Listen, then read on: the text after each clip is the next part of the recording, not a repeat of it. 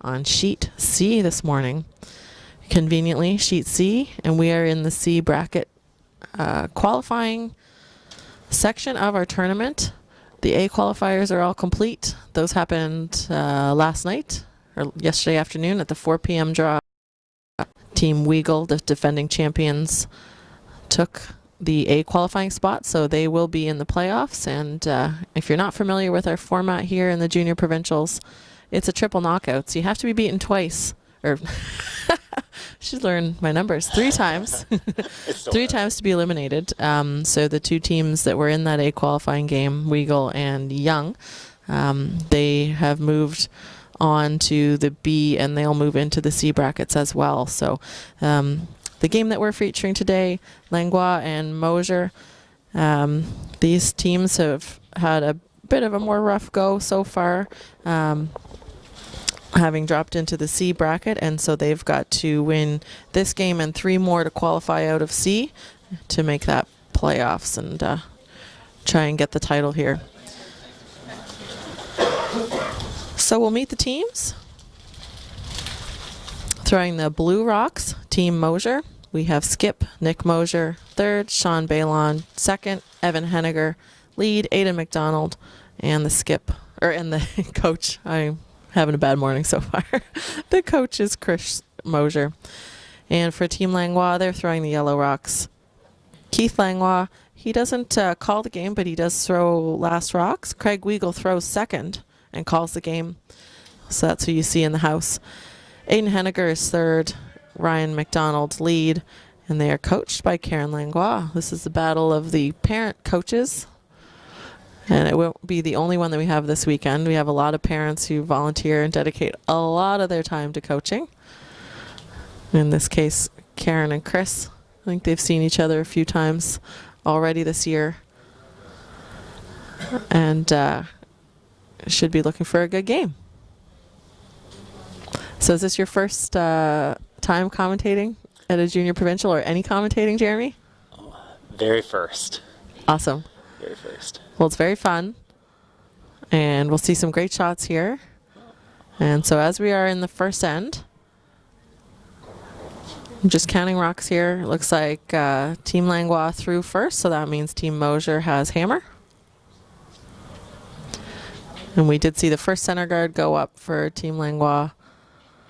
And then we've had a series of come-arounds, some of them successful, some less successful. We just got the one Yellowstone out of play. This is Evan Henniger throwing.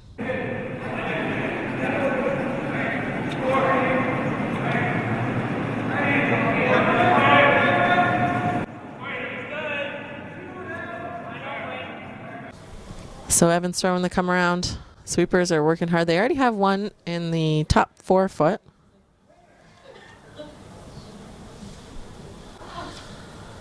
And Evans will just stop half in the 12 foot. That's a pretty good shot. And so, yeah, with last rock, Team Mosher set up really nicely already.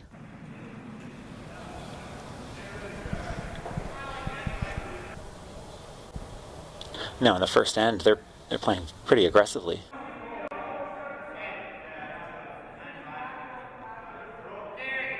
We have been seeing the first 2 days, this is the 3rd day of games, is a little bit more conservative play in the first end, so it's nice to see rocks in play. It's exciting for the spectators. These are 10-end games, and so that's why oftentimes you'll see teams get a little bit used to the ice, but I think the teams are pretty comfortable with the speed, the curl, the rocks. We're using the provincial rocks. So the Lakeshore Curling Club rocks are set aside for this week, and bring in those yellow and blue provincial rocks. 10-end games, 38 minutes of thinking time each team has, and 2 timeouts. And we will have a break after the 5th end.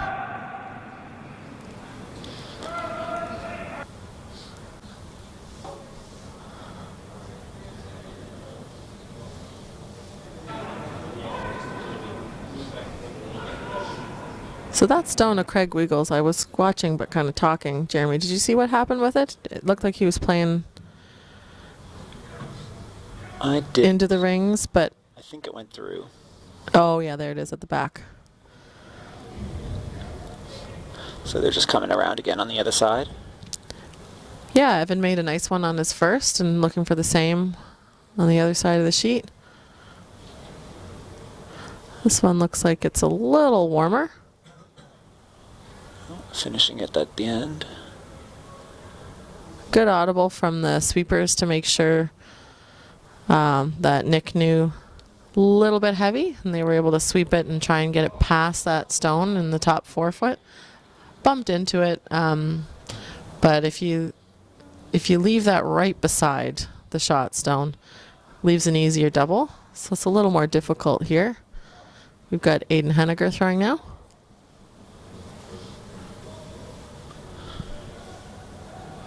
Looks like a nice slight weight.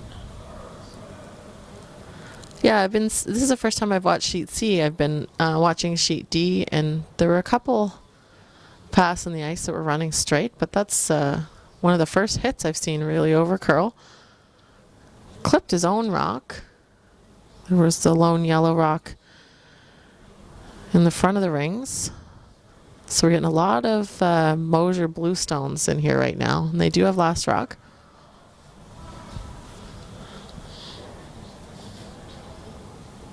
We've got Sean Bailon up now.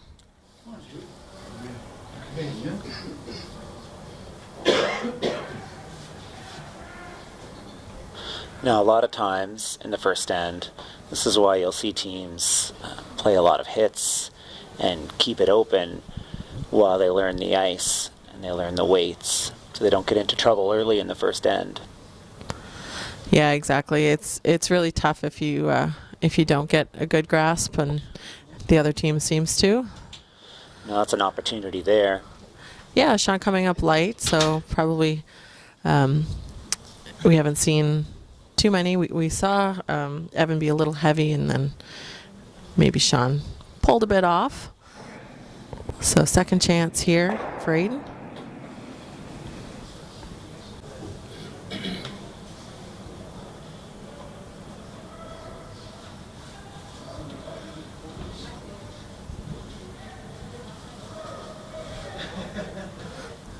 Sweeper's working hard to keep that straight. I actually clipped the shot stone first. Might have worked out for them though, because look where that shooter ended up. Not a bad outcome. I know it's not shot stone, but it's in the rings and it's buried. The only thing is Nick seems to be indicating that that blue shot stone's accessible for a hit, and that will go right back onto the yellow.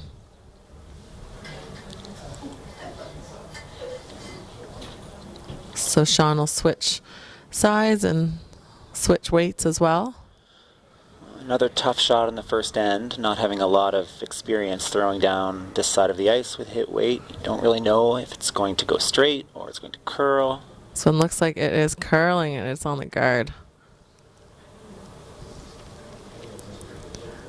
So for Team Langlois that was struggling with rock placement, things are looking a little more friendly. There's still 2 blue stones in the rings, but really great opportunity to get another yellow in there and put this one above the tee line. We talk often about having stones above or behind the tee line, and above is almost always the preferable spot to have your stones, because then the ones behind you can protect you.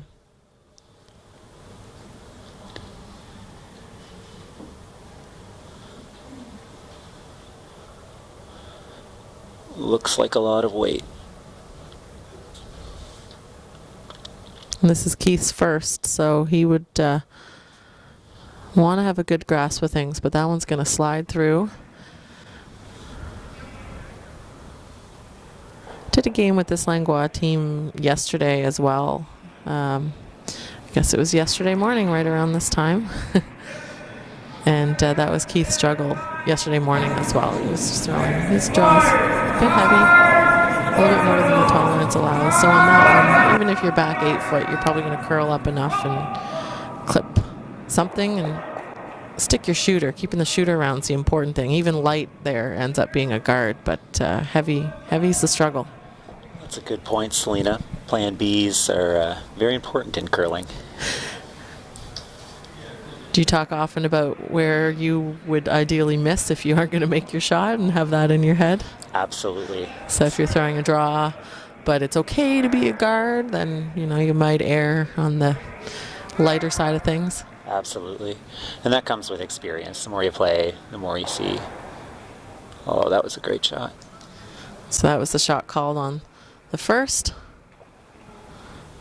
Or the last shot, sorry, that was Sean Bailon's second. That was Nick Mosher's first. So down to the last rocks at the end already. Keith's got a pretty makeable double here.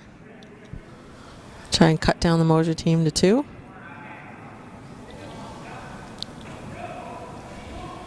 Needs to hit this on the nose and actually a little lower, more on the center line side. Just make the double.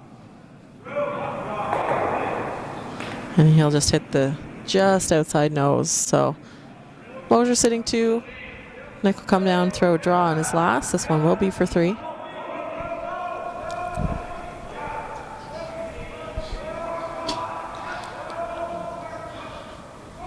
Now, after just throwing that up-weight hit, this is going to be a challenging draw on the first end. Yeah, the only bonus for Nick is he can throw to the backing, which is his own stone. You can't throw it, obviously, board weight, remove it. You might miss the stone altogether if you do that, but they'd have a pretty good idea. So the teams had a pregame practice and threw a draw to the button, threw it coming home the other direction. So this is a little bit of a different path.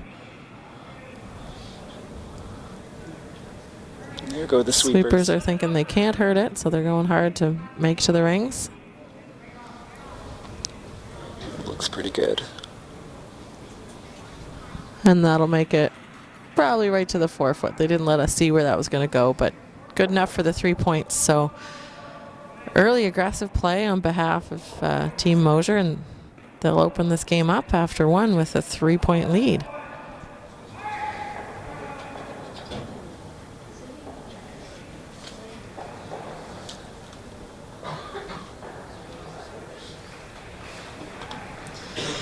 I'll give everybody an idea of what else is happening out on the sheets as well. We do have 3 other games going on right now. Beside us on sheet B, Weagle versus McIsaac. So Weagle, that A qualifier, who will have a chance to repeat the title. On the other side, sheet D, Lowen and Sheffield. They're playing also in the C bracket. And on sheet E, Young, that other, they didn't qualify out of A. They ended up losing to Weagle last night, but they are in the B. They dropped to the B bracket as well versus Strang. And we see some scores posted. We also had a 3-point opener in the Lowen-Sheffield game, Lowen taking 3. And in the Young-Strang game, Young with 2 in the first end. And that's all we have for you right now. We'll try and keep you updated throughout the morning with the other games. You can also see all the scores live at nscurl.com.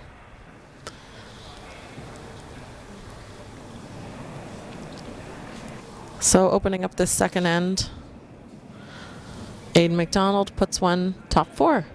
It's a great lead shot. Excellent. Excellent with a 3-point lead, throwing the first one in the rings. It's a good way to start.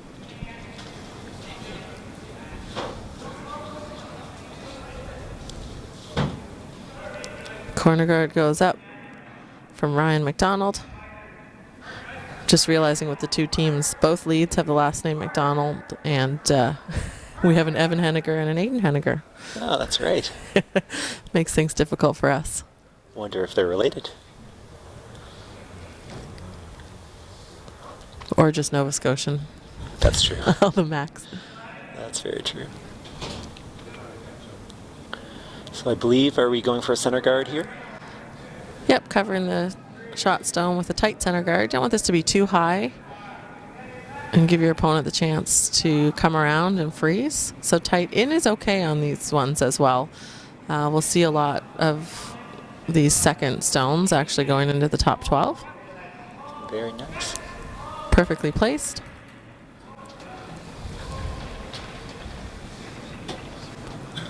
So there you see the call. Craig Weigel asking Ryan McDonald to put this one frozen on that blue stone. But this shot becomes more difficult the tighter that center guard is into the rings. Coming through the port of where his own guard is, so wonder if that'll be an obstacle as well. We'll have to apologize. We're not right behind the sheet, so sometimes the angles look a little different. From us, it might be very obviously easier, and we think it looks like a tight port. This one is over curling, though. It looks like it's on the blue guard.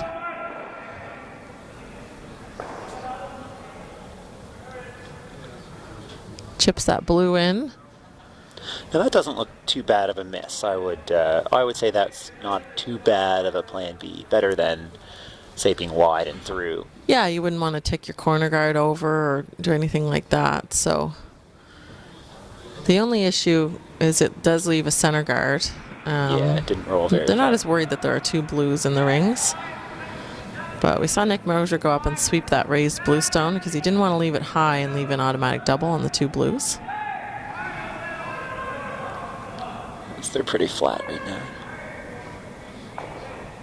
So this is another center guard. Trying to protect that one in the 4-foot. Need a bit more curl out of this one. It's not on the center line yet. Leaves that yellow open for a raise.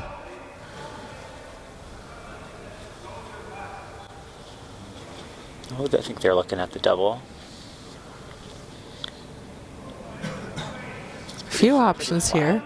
One thing I always want to keep aware of, and I've seen a little bit in these games, is sometimes the front getting a little cluttered. So it's not panic mode, Team Langlois. I mean, they give up 3 in the first, so they'll want to get a couple points back here. But just keeping aware that if there's going to be a score in an end, because there are lots of rocks in play, you want it to be yours. So you have to keep open the ability to have a last shot for Keith on his last. So I think that's probably dictating this call. Raising this yellow rock.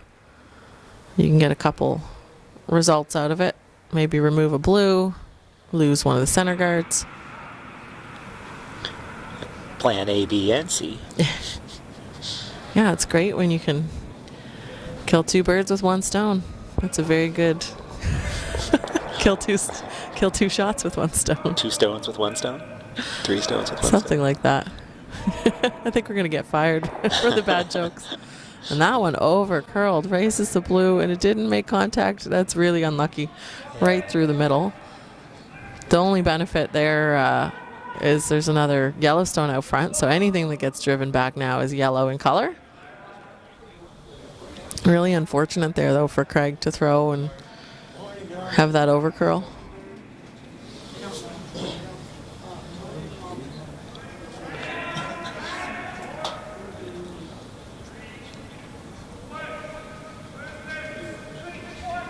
And now this is giving an opportunity for Mosher to bury another one right around, but it looks like immediately we have some reaction from the skip.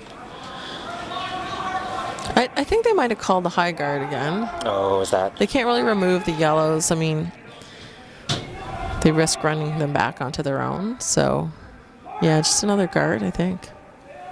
Trying to guard that run back.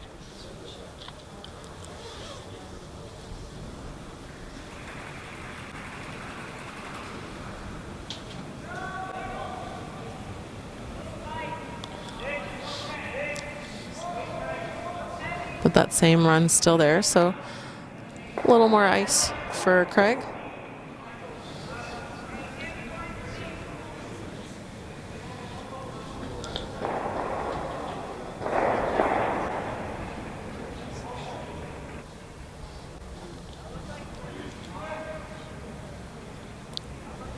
Just saw a lot of rocks moving in the Weigel-McIsaac game, so I'll update you there. McIsaac took a single in the first. And back to our shot. Got a piece of the yellow, but just chips it sideways, didn't run it back into the blues. Is that going to stick around? Oh, just rolled out. was almost going sideways. And I believe that blue stone in the top 4 foot is still well buried behind a yellow center guard. It is, yeah. So on Craig's first, and he ran the blue back, his shooter rolled perfectly in front of the shot stone in the top 4 foot.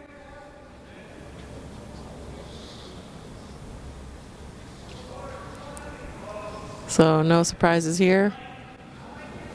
Team Mosher, another guard. Nick's calling for this one to be in the top 12 foot. I don't think it needs to even be in.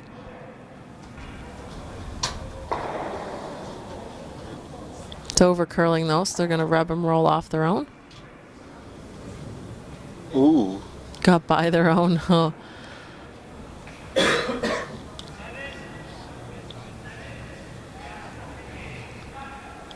So it ends up being a guard, but it over curled and doesn't take away a draw, which is why we see Craig asking Aiden for that same freeze that Ryan McDonald was trying in the beginning of the end. The Team Langlois haven't been able to use their corner guard. They've been working on trying to remove these blue stones. And correct me if I'm wrong, but this would really be a setup shot for the next throw. Yeah, they've realized they're probably not going to be able to be removing all those guards at this point in the end. And so trying to set up some kind of a hit to generate a deuce. That one over curled, rubbed off the guard, but the shooter rolled in. I think Nick can ignore that, and I think that's what he's doing.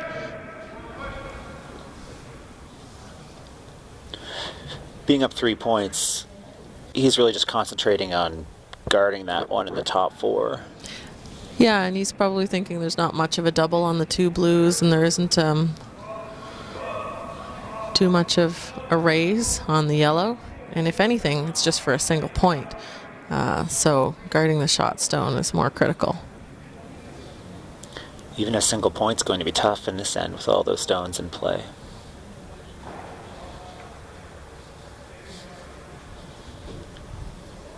Was a good turnout. So there you see the front of the house. The guard zone's getting really messy now. Craig's forced to call on the other side of the sheet, hit and roll. So this is really just trying to get a yellow stone into that 4 foot area. And this might be the only chance that the Langlois team has at this shot.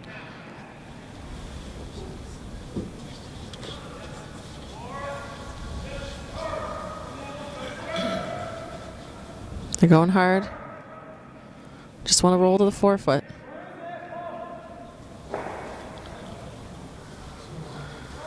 It's not going to stop in the 4 foot, but it'll hang around back 12.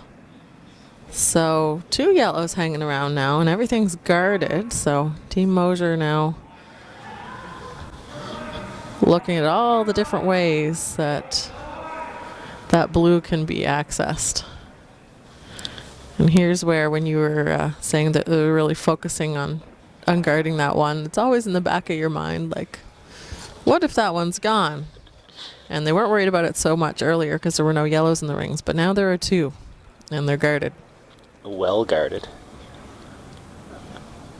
There's got to be 4 or 5 stones up out in front, which makes it really tough when you play with a lot of stones. This game of curling, anything can happen. Sometimes in those last few shots, someone makes a plan C or E and ends up with a perfectly buried rock. Yeah, exactly. So in this case, they're looking at the options that the Langlois team has to access the blue shot stone, whether it be a run back, a little raise, an in-off. And so while it doesn't look like there's a big port from our perspective, it looks like Nick can get through those 2 guards and actually hit this yellow stone. So presumably Keith would have the same type of shot to angle back onto the blue shot stone. So Nick's going to hit it first. Playing pretty tight ice here. He doesn't want to hit it high side and run it back into his own. Going hard for line. And that'll wreck on the front. Actually taking away the guard. So might have made Keith's shot easier for him. Because if that blue is available to hit, Team Langlois can sit here, 3 here.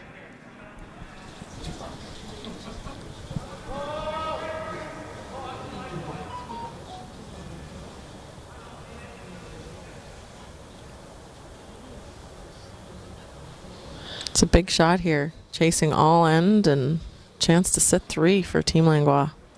It looks like the stone still might be half to a quarter buried. So he's going to have to play a light hit weight here to make sure he gets a bit of curl.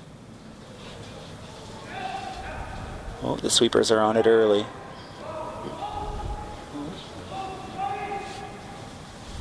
Sweepers came off.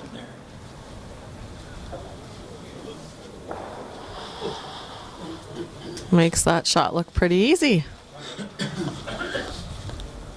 Timeout yellow on Bravo. So we're going to have a timeout here for Team Mosher. 1 rock left apiece. The team just doesn't know it yet. Is that on our sheet? Oh, sorry. It's hard. We're looking through. I heard a timeout called and assumed it was our sheet. It's not. We're looking through a sheet here, so it's hard to see. Now that last one that he threw, did that bounce off a couple of rocks? Did you see? Keith? Keith Stone? No, the shooter just rolled over to the back 12. Yeah. Okay. So Nick doesn't have much of a choice here. He can't play aggressive and try and steal. He's going to make a hit, try and remove a couple of those yellow stones. But what a turnaround in this end with 2 shots. You got anything? Oh, yep. So Just enough to pop that out the side. So huge change this end. Langlois chasing, but with a little miss on Nick's first. Opened up the door for a good shot from Keith and chance to get that 3 right back.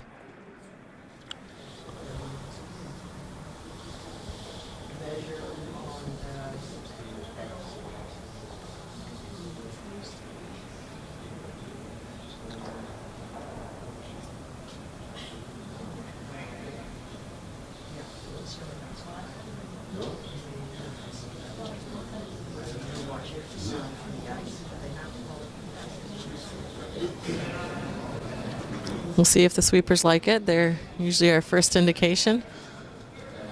staying close. And there is backing as well. But right now they're on the front.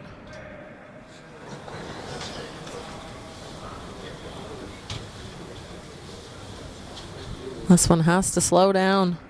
Some breaks. And it'll just slide through, so the cliche phrase, missed opportunity there, and just a little heavy again on those draws from Keith. I'm sure they'll be happy to get those 2 points back. It always feels disappointing not to get that third, but that end was not looking good until really the end. Absolutely. The last few shots there. Yeah. You would have asked me a few shots into the game, I would have been surprised if they came out at the end with 2, so they did well to come out with 2 there. Yeah, exactly. So we have a 1-point game now. Mosher leads 3-2. Playing the third. Mosher with hammer.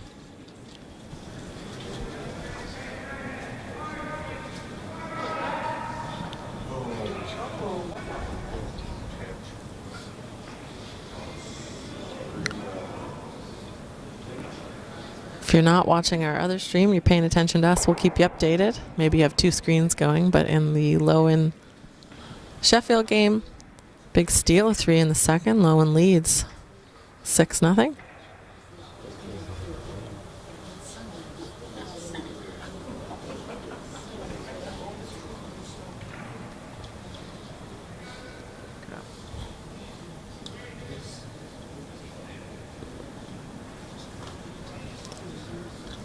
So nice center guard is the setup.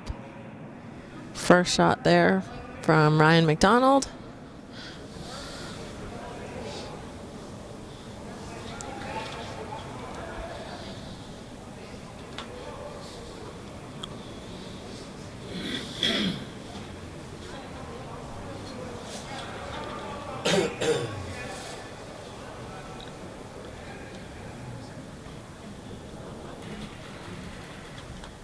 And now Aiden puts one.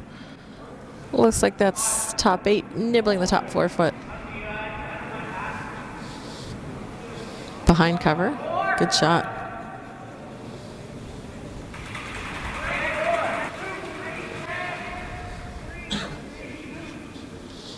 Now, when you have the hammer, why would you think that they would choose to draw around and play towards the middle as opposed to the ends? It depends on your team's overall strategy, but oftentimes it depends on the score. So in that case, Mosher up a single point, doesn't really need the guards, okay with a blank. And so doesn't want to involve too many more guards in play. So you'll see that team with hammer come around the center guard because they're comfortable just keeping play a little more simple. Absolutely. But then you see a neat result there from the Langlois team. Actually pushing the blue shot stone to the back 8 foot. Move the center guard over though, so it was a raise. Move the center guard off the center, so it leaves that yellow in the top 8 foot accessible for a hit. But we should see some rocks in play this end. There's a bit of a danger here if this was to jam on the back one. Yeah, if it doesn't jam, it would be a great shot though. Can actually roll the shooter behind the guard. They'd love to keep that shooter around. And as curlers, we talk about that all the time. Stick your shooter, the important thing. Hit the rock and stick your shooter. And it's the reason I think we're seeing a lot of these teams bring the hit weight down. We've got a nice playing surface here at Lakeshore, quick ice and reactive rocks, and a lot of times that means you'll roll out if you're not hitting the rock perfectly in the spot you wanted to. Sometimes when you throw a lot of weight, you're taking your shooters or you're taking your sweepers out of the shot making process. Yeah, exactly. You like to have a little bit of control over where things are going. Big score of 5 for Team Weagle against McIsaac. They'll lead 5-1. That's on sheet B. And in the Young Strang game, just saw the score posted in the second end. Team Young stole a single, so they'll lead 3-0 after 2.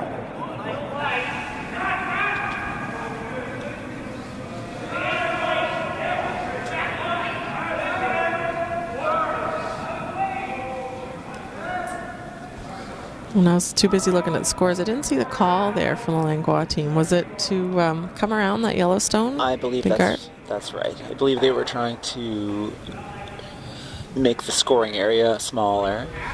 Yeah, it's a hard position to be in. Like you've got these 2 blue stones 6 feet apart in the back of the rings, and so it doesn't feel right to hit them because you feel like you're giving up an automatic deuce.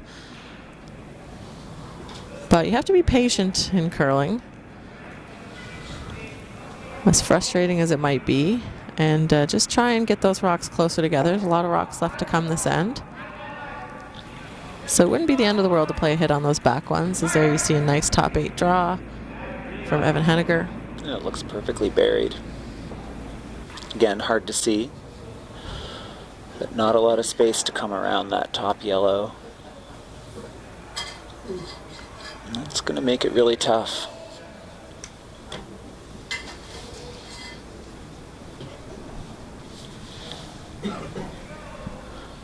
Wonder if they would consider peeling their own. Yeah, those guards are not making things easy, and I think Craig can see a chunk of the shot blue stone at the top 8 foot. Maybe you can see half. I dubbed this team the baseball basketball team yesterday. Everybody plays baseball or basketball, so Craig's on the basketball side of things. He's in grade 12. We'll let you know what everybody else plays later. Well, as young athletes, it's always a good idea to play multiple sports. I think it's great to have summer and a winter. Curling certainly takes them all the time in the winter. And that one, heavy, slides through. So for Team Mosher, where do you put this so you don't leave a double for the other team?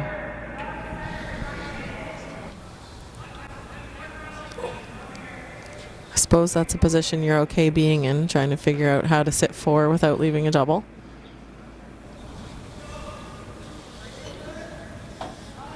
You really want to stop the other team from having that opportunity for that one shot that really changes the end. So they can make it a little harder for the draw to come around and make it impossible for a hit and roll buried.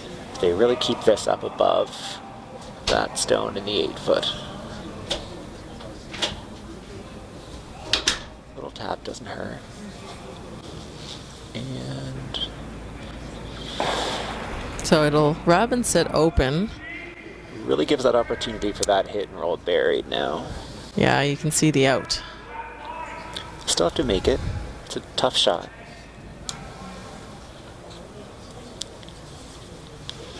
This is yet another example of where throwing the right weight, leaving your sweepers so they have control of the stone. Yeah, really important for Aiden to make sure that hits this on the center line side. Looks like it's staying straight. They're sweeping to curl. And just removes the 1. So that's going to give another opportunity for the blue team to play the same shot again, probably. Yeah.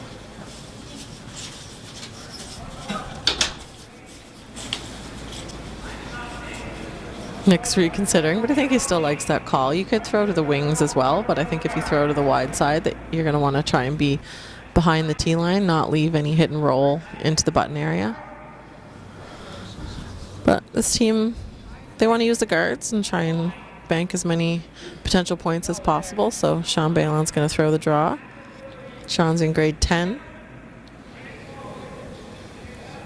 He plays baseball too. There you go. I didn't know we had a baseball player on the Mosher. Or I think we actually have a few baseball players on the Mosher team as well. Because I'm pretty sure Nick plays as well. Yeah, they're two good sports. Seasons don't overlap too much.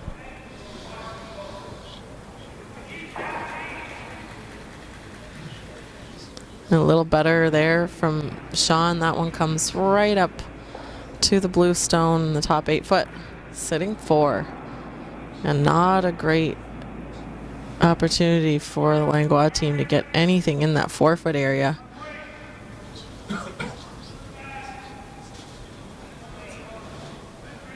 I think they can see a bunch of the blue stone that was just thrown.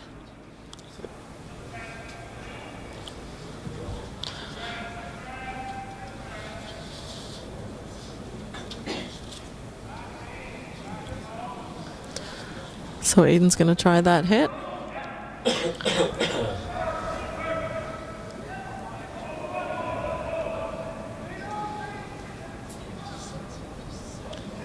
This one's looking better. Oh, marked on the guard. I thought they were sweeping to curl because it was looking good. They were sweeping to go straight and curl, but over curled and wrecked on the guard.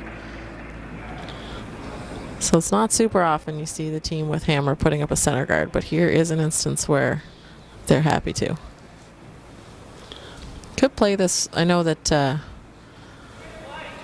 might seem counterintuitive, but to play it tight to the rings, you might leave some kind of double opportunity. But for Team Mosher, scoring multiple points here is great. It doesn't have to be 4. And I think the higher the guard is, the more likely that the other team's going to have a shot into the rings.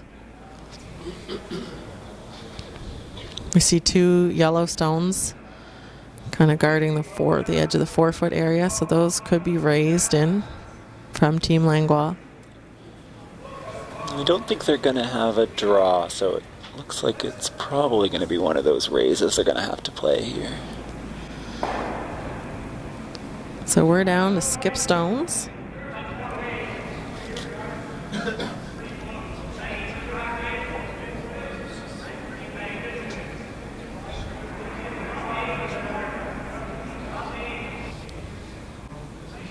So that's interesting. We're switching over to the draw. Oh, there is room, is there? Yeah, going really, really wide. And I wonder if they've played out here already. They might, could be a bit frosty, a little slower than they're used to. Yeah, it's usually it's pebbled and nipped, so it actually I've been finding it's been really up to speed. We see this one sliding heavy. Wasn't taking any curl.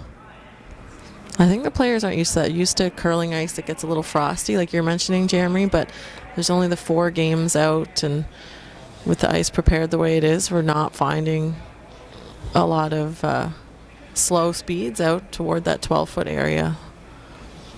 I watched Keith kick out on that, and I was thinking he kicked out pretty hard. He did slow down a little bit as he was going, adjusted a bit, but still too heavy.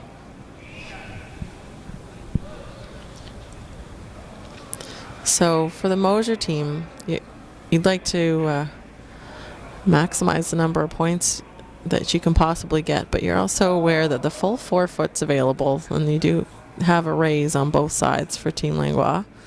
So they're looking at guarding the raise. Keith just threw a draw, so that would be one that you could guard as well, prevent him from throwing the same shot twice, but doesn't look like they're looking at that. I'm a little surprised Keith didn't throw the raise. It seemed like a slightly easier shot and a better way to get to the 4 foot. Seemed like about the right weight for the raise. Sometimes you choose to play a little tight if you're trying to come around that stone. That way if it over curls, you bump into it and you get the raise anyway.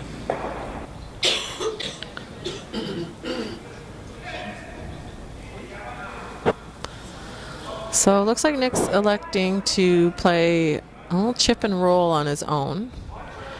I always find these calls interesting, and I have 2 thoughts about it. In one way, it's good to get some separation if you bounce and rub off, but if you don't throw enough weight, you can actually group your stones and make it easier for your opponents to hit your rocks and get multiples out.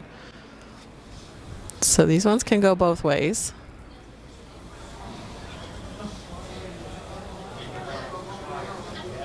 So this would be played with a T-line, maybe back 4 weight.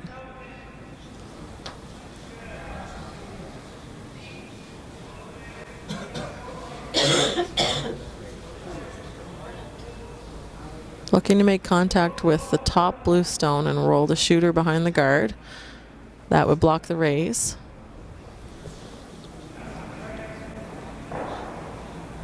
You can see that was done pretty well.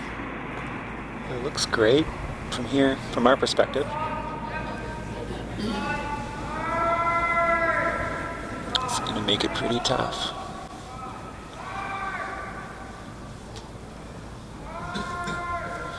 So Keith's facing 5, 1 to come for each team.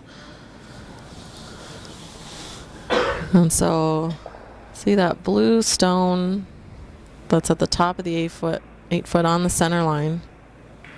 Is that available for the hit? It would mean Keith would be making a double on the 2 blues at the top 8 foot.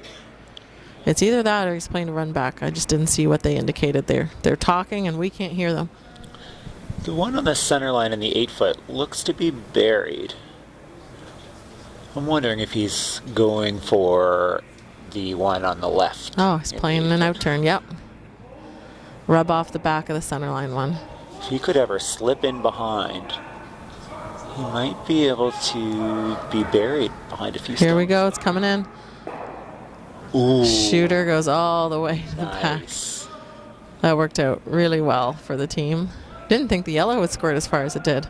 Actually had a lot of momentum and removed the back 8 foot stone. That was an end saver.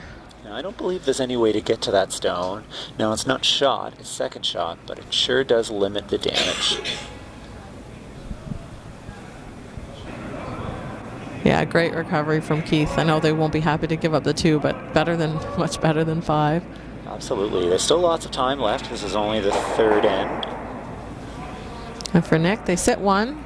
That blue stone, top 8 foot, just partially into the 4 foot. This is the draw for 2.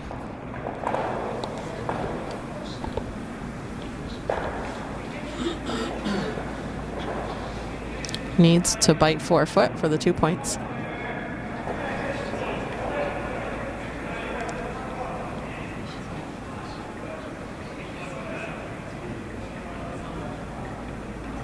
Sweepers don't want to stay with this one. Is it going to stick around? Just in time. Good for 2 points. Rubbed the yellow. So we're starting off with a high-scoring game here on sheet C. Score is now 5-2. That's correct. Although they might be a little disappointed as they had a big opportunity for many points there when they started the end, they probably thought 2 points would be great. Yeah, exactly, and you got to give credit. Great shot there from Keith on his last to really save that end for his team. That's right. He's really keeping him in the game here. Like I said, lots of opportunity left.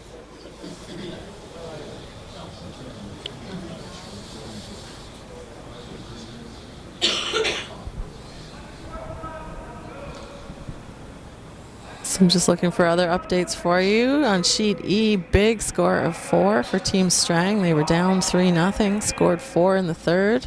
They now lead 4-3. And Team Sheffield rebounded with a single in the third, but they'll still trail 6-1 against Lowen.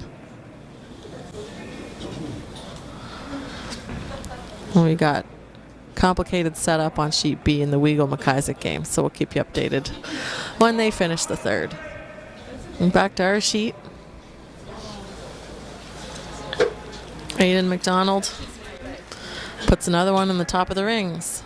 Top 12 foot. Supers want to make sure that's in. If you're the team that's up in points, you don't really want your lead throwing a guard, so to get that one in the rings, good result.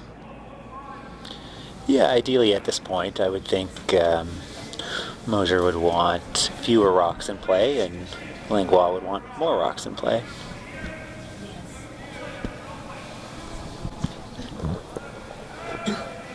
One thing I have to say, Selena, is that they all have really nice jackets on. Did you notice that? They do, and they're coordinated to, at least the Mosher team, wearing the blue jackets around the blue rocks. Makes our lives a lot easier. They look good.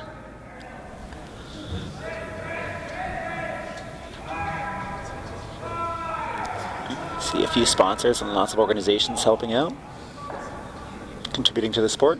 Yeah, it's really, really nice to see, and of course the teams always make sure to thank their sponsors who help them spiel, and they do have to take some time off school. Of course, this provincial's being held and has traditionally been held this week while all the students are on break, so they don't have to take time off school.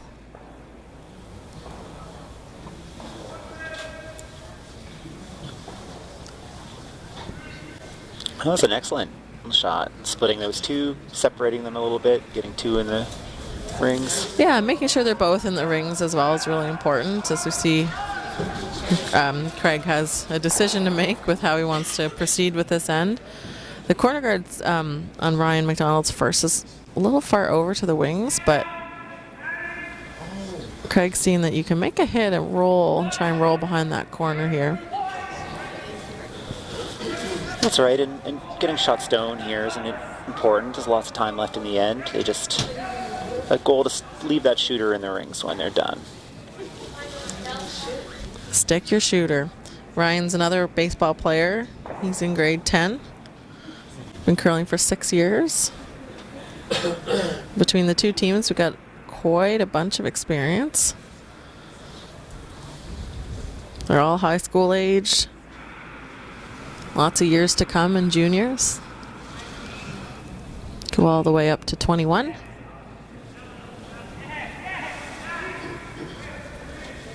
So shooter rolled out there on Ryan's, but we are playing with the free guard zone, the 5-rock rule.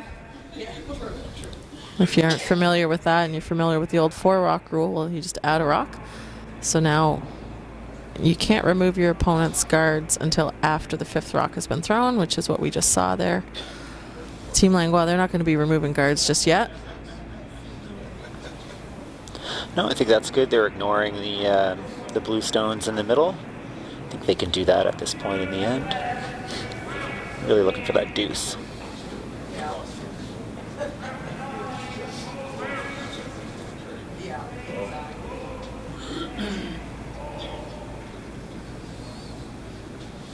So this is a draw call. The center guard didn't quite cover the shot stone, but the shot stone's only in the top 12, so it's not too hard to outcount. That's why Craig's throwing a draw into the top 4.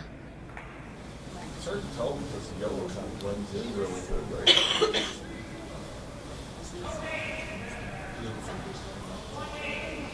Sweepers want to make sure this one's there. Looks a little light. No, I'm pretty sure we can't see the dial. And that'll come up as a halfway guard, so struggle on this team. Langlois with draw weight, heavy and light. Another opportunity for Team Mosher to get a tighter stone in towards the rings. Make it that much tougher for Team Langlois to get out a deuce.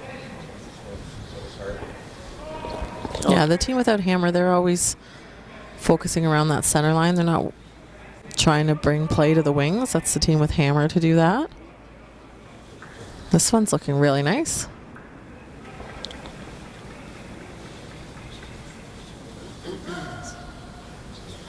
They would love to be able to get another 2 feet.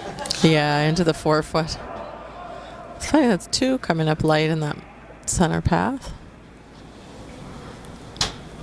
Hard to see here, but looks like a little bit of an opportunity for perhaps a double or even to just push one of those blue ones out of the way. Yeah, here we see, and it's a play into the rings, but it's around the center guards. And I always start to get a little worried when we get partway through the end and the team with hammer that's looking for points has to deal with center guards. And you can ignore them to a point, but to some extent, those may come back and haunt them.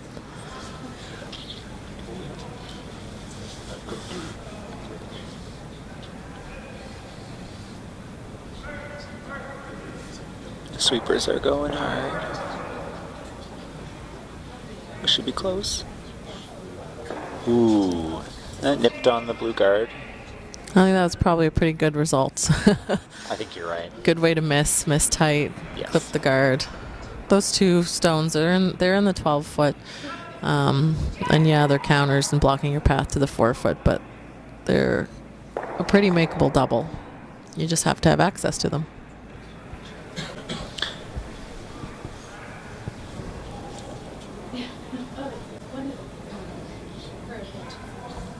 Now I wonder if they're going to look at playing a guard, throwing another guard up, or perhaps tapping and moving a few stones around, making that double a little tougher to make.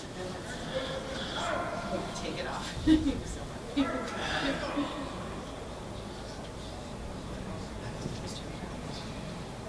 I think they're playing this one as a tap. I believe so.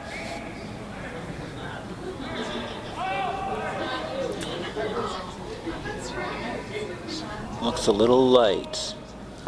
This one's really taken off. It might be on the front yellow. So it must have been just a tight guard.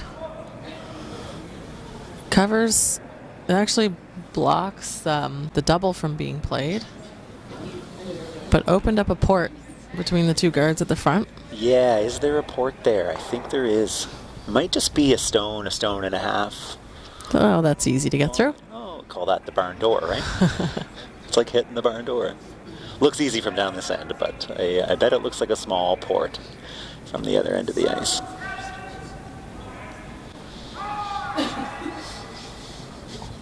It's a nice easy weight. This is one where, again, they want to stick the shooter in the front of the rings. And we They are buy on the front. on the front. That's okay. Another acceptable miss. It keeps the opportunities open and keeps the front open for a shot later. Yeah, so you can call a shot and it feels really good to make, and then it happens and you go, well, maybe we should have played the shot that ended up happening anyway.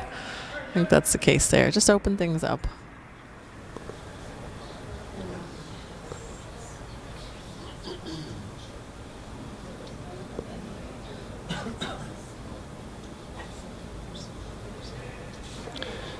This is attempt number 2 for that bump and move rocks around. I've noticed that they've had a few opportunities to make a shot twice, and they typically make it on the second time, which they move them around a little bit. They got the little chip. That's always when I was mentioning last time, when you tap your own rock or try and split off your own rock, you sometimes end up grouping them, and I think that's what's happened there. It's probably a decent shot to remove 2 or 3 of these blue. I was wondering, I'm not sure what they're playing, but if you hit that top one on the nose, I wonder if all 3 would go. Yeah, I think you missed the blue that's separate, so you can get the double on the 2 grouped blues. But I think keeping the shooter would be better. So you see the shooter stays out front. Didn't quite squeak the second blue out the side, but looks like a much more friendly 4-foot area than it did a few minutes ago.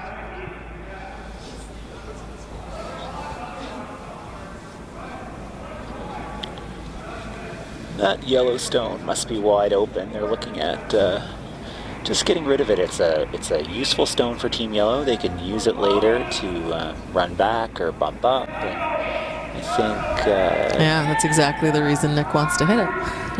Makes sense. It's risky. Could, if they were ever to miss and jam on narrow. So the way to miss would be to miss tight, is what you're saying? Absolutely. Absolutely. I don't think you could ever jam on the one far out in the 12-foot, so play tight, and if anything, hope for an overcurl, slight overcurl. They're playing nose, I believe. Yeah, nose would be ideal, just to block the centerline path, push any kind of draw out wide. We're on a skip stones now, so not too many left to come. Just this one, 3 more after this.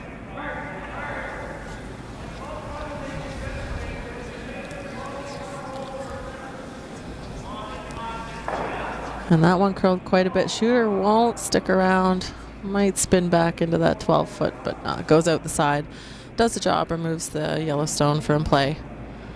And like you said, miss on the overcurl side, which is exactly what Nick just did. Yeah, that was the way to miss. It does leave an opportunity for Team Yellow to perhaps bury one in if they could get a nice curl, but it really puts the pressure on. You really have to make the shot now. Yeah, it's certainly makeable, and you have full 8-foot to come to. The natural way to make this shot, you see where the call is to come around the center guard and get a little bit buried behind the blue stone and the 8-foot. Now, talking about plan Bs, what do you think? Do you think coming up and corner freezing on that blue one would be better than maybe being back 8? I think this is one of those ones where you have to make it. You have to make it perfect. Isn't that how curling works? You always have to make it. Always make your shot Always perfect. make your shot. Yeah, that's what I do. Every time. 100%. Just kidding, I miss all the time. No, it's easy to play 100% in a chair behind the sheet. Yeah, exactly. No, I think it's important to make it. I think there'll be a tough shot. It was over curling, so they went for the corner freeze, but then you get the rub off. So it's hard to call the corner freeze as a plan B. Yeah. Because it's so high in the house that if you're throwing the right weight and it over curls, you see what happened there and get that rub off. So Nick has an open hit.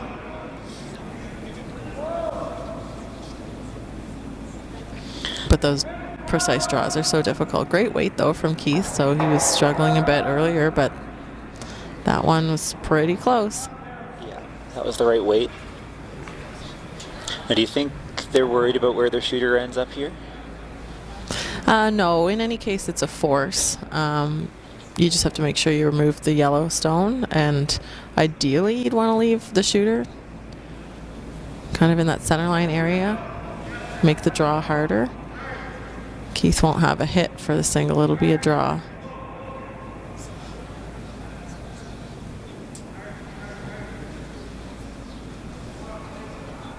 Right on. So that works pretty well. Keith has pretty much the same shot. Not a draw to the button, just draw to the side 4. You'd expect they would use similar ice, although it looks like Craig's got his broom out further. Probably don't want to risk corner freezing to that blue one now. Take a little bit more ice, or... Yeah, I mean, the blue's moved over, so I think it's harder to corner freeze to, and you can always rub off. Yeah, that's right. Don't really have a hit here, so the draw is the only option.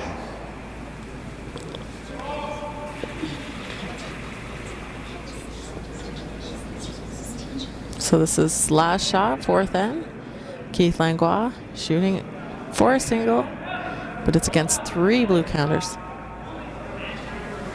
He just threw this, had nice weight.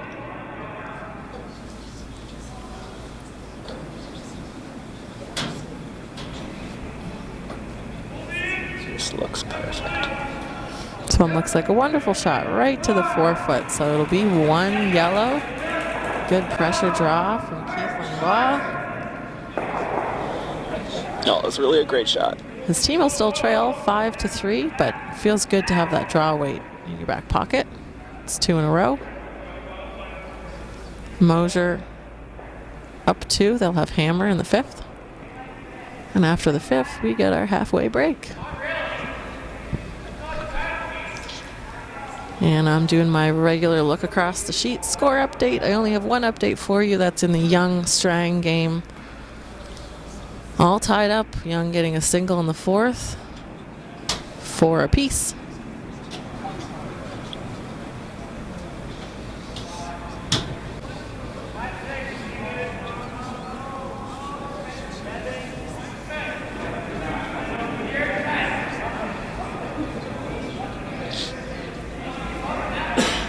So Team Langlois, they're down 2 points now, and they don't have hammer, so they're not going to be playing into the rings just yet. This is a center guard from Ryan McDonald. Did I mention Ryan's another one of those baseball players on the team? Grade 10. Grade 10 baseball.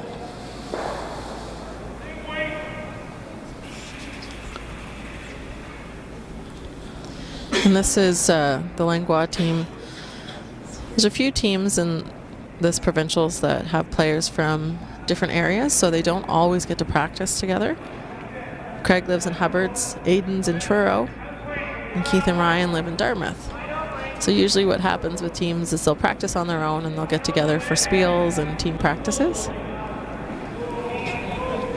Makes it a little harder, but you see all kinds of teams doing that now, and with the, especially across Canada where you have the few different rules now being introduced. It used to be pretty straightforward. You just curled with people from your province, but now with more events and some of the Grand Slams and non-provincial and territorial events where you'd want to play with your same team, there's always a few questions surrounding that. So there's always there's residency rules, and I think this year you've always been allowed to have the one away player, or at least for a long time. So you'd have 3 from the home province and 1 is allowed to be from another province. So that always made it difficult for practice, but teams wanted to do it. And now there's a rule with, I think, the province of your birth. I don't know if you know about these rules coming into play. They seem to change quite often. And it makes it tough when you're not... Or maybe we're just more aware of them. I don't think they've been changing as much as we think. Maybe that's true. Yeah. It makes it tough when you're not practicing and playing on a weekly basis with the same 4 players all the time. It's really a team game, and it's very challenging when you don't get the opportunity to get to know your players very well and get used to how each other throws and how each other thinks and works under pressure. It's challenging. Yeah, and sometimes what happens is the player will have that cohesiveness on the team, and then they'll move, and you still want to keep them on your team because that's your team and you already have that established. So that's a lot of the time the case, especially with the competitive teams playing on the tour.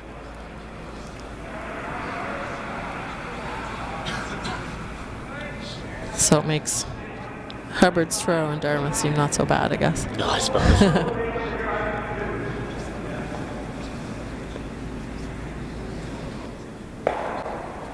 So we have our setup, 2 center guards. Team Mosher drew around. Have one on the wings. I think that was supposed to be in T-line area.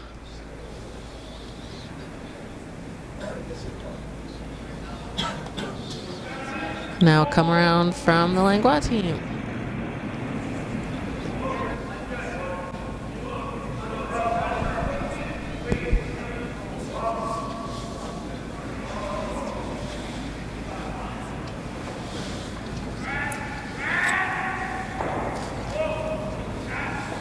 Oh, it's a great shot. Come around, little setup shot.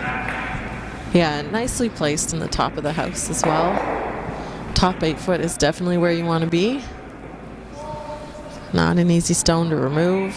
Nick's realizing it's probably going to move his blue stone if you do anything with the yellow. He's indicating that he thinks that Evan Henniger can get underneath. This will be sensitive. Evan's sliding in his back, his trailing toe is not even on the ice. It's pretty awesome balance. A bit of a teeter-totter. Yeah. And he's got the coolest little mini broom, too. Can almost see from his just reaction. wrecked. Just wrecked on the guard. So we're starting to get a bit of a mess out front, but I would say that's get the another. way these players like to play. I think every end so far, there's been many stones. Yeah, like lots that. of rocks out front. It's exciting to watch. So do you play a tap, yellow-blue now, when you delay that a little bit until later in the end when there are fewer chances for big weight doubles? I'd probably delay. It really depends on what their goal is this end. Well, I think you've got a short raise queued up on the other side of the rings, yellow to blue.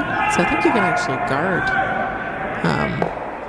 those rocks in the house right now and not have to worry too much. Just kind of see what Team Mosher does. You got a yellow in a great spot. And you've got a couple yellow guards out front. Did you see the call there? Not sure if No, they talked about a few things, but where the ice is looks like either a draw or a guard. They talked about playing into it and ticking off the yellow into the blue and rolling the shooter over to the side, but this looks like too much ice for that. And so they must be thinking long term in this end and set up a nice guard and then play there's an angled raise on the left side of the sheet here. Yeah, definitely. It's always that patience of when do we make the call. So Craig Weigel.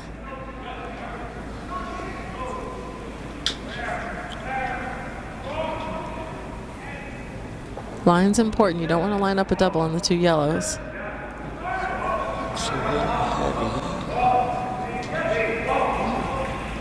No, So got that just across the face of the yellow. Don't think there's enough room on the other side to double those 2 yellows. Yeah. Nick knows that blue's hurting him. Not helping whatsoever. He'd like to stick it around. So maybe remove the higher yellow, chip zone blue, keep the shooter.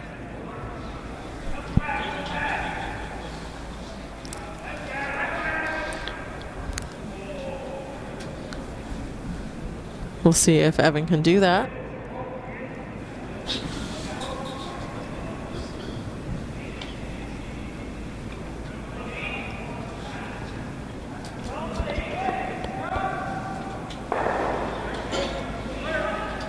So the thrown stone stays out front in a good position. Didn't keep his own. That actually didn't curl enough. Made too much contact with his own blue stone. But the front's looking a lot better than it was for Team Mosher. Well, we have a timeout called. Probably a good time for a timeout. I wasn't sure what they were playing there, but looks like the coach is going to come out and they're going to talk about it.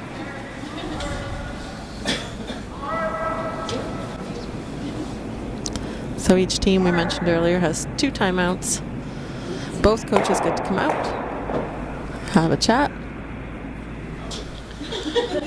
Good opportunity for both to talk about, they don't really talk about how the game's going, not a lot of time to do that, but on this particular shot, and asking the players to think about how the end is progressing and what they're seeing at the end of the end, so it'll dictate the shots moving forward.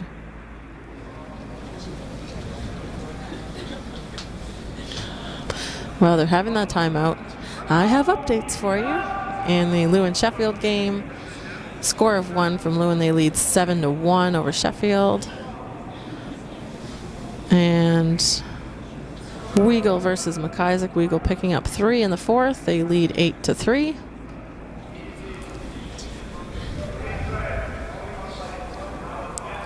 Yeah, we got a lot of multiple scores out on these sheets today.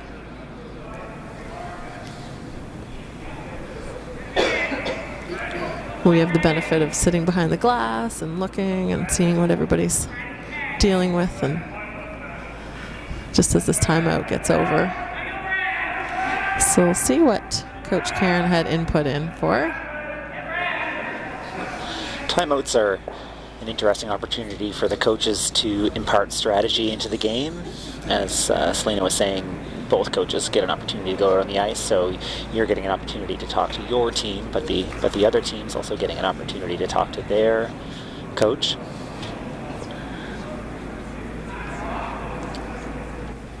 So the call's been changed. They were looking at a hit on the blue-yellow, but I think the angle was probably a little too severe and made that would make a few more openings for Team Mosher to get into the forefoot. So this is just a guard. Might have over-curled a little. Looks like it's right on the center line. Yeah, the blue-yellow is accessible. Then we're into mate stones now. Aiden Henniger just threw, and Sean Bailon up now.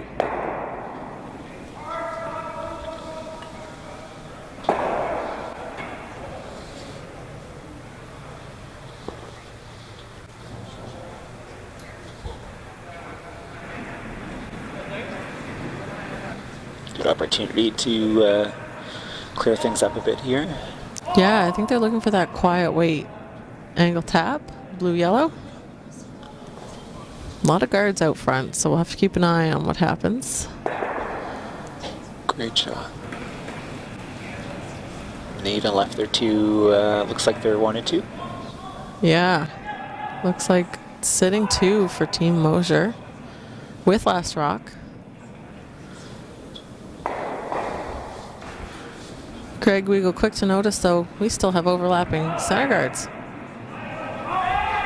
Yep. So he's asking Aiden to go around everything into the top 4.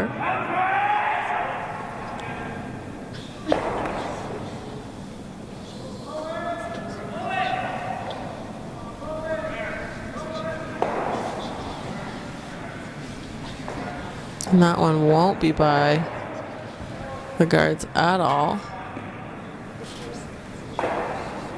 Actually tapped one of them in. So the Mosher Blue Rocks still 2. Not too bad of an outcome. They left that up there, something they can tap later. So Blue is going to remove this stone first opportunity they get. Right now. Well, Sweeper jumped on that right away. Might be a tight line or a little light.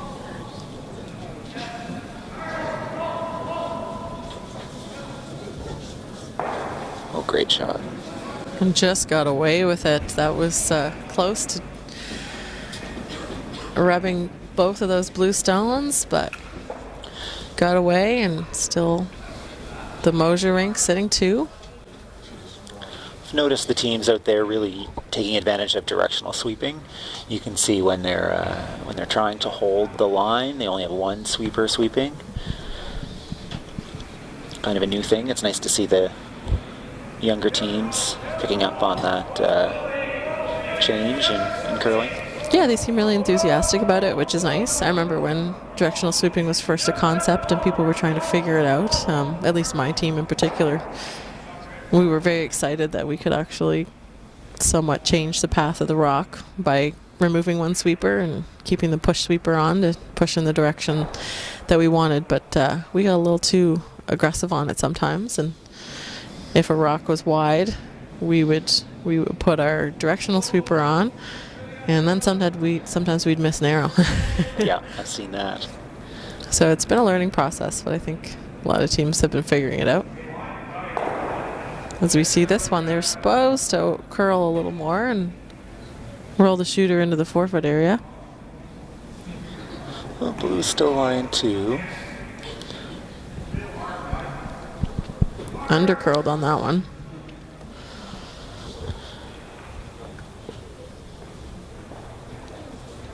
Three left. 2 Mosher blue stones remaining and 1 Langlois yellow stone. So we're almost at the end of this end. Great chance for both teams, really. There's 2 taps the team Langlois has, or have. Angle raise into the 4-foot behind guards. And Nick. Chris is behind the glass. Good old coach. Nick can't guard both of those shots. So I think, I'm not sure what he's doing.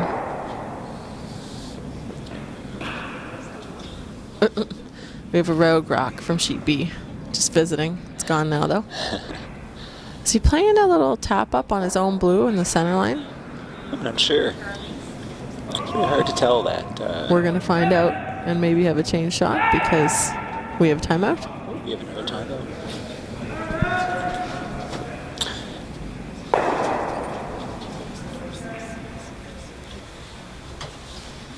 Reminds me a little bit of, phone a friend, but it's backwards. The friend phones you. Yeah, You're doing the wrong thing. Yeah, it's like, oh, I think you're going to answer that question wrong. So here's the actual answer. Yeah, in curling, there's definitely no right or wrong. There's different strategies, and there's different ways of playing the game. And I know a lot of people, especially when you're armchair curling, will say, "Oh, I wouldn't have done that," but you're not the one out there. Hindsight's 2020. That's right. You're not the one out there on the ice. So when you're out there on the ice, you know what the ice is doing in different spots, and maybe you can tell your rocks are doing different things, or you feel comfortable throwing hits, or you know your hit weight, or you know your draw weight, so you're going to lean towards a certain shot, and it might not be the shot that a viewer may think you should play. Yeah, I think that's what makes it fun. Yeah, exactly.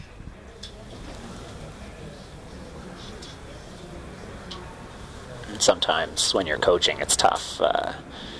You go out and you're worried, you change the mind of a player, and then it's on their mind, and it's harder to make a shot when you're stressed or you're thinking about, oh, I'm changing what I'm doing. And Yeah, there's a time and place for practice, and that's why it's called practice, and the game is totally different.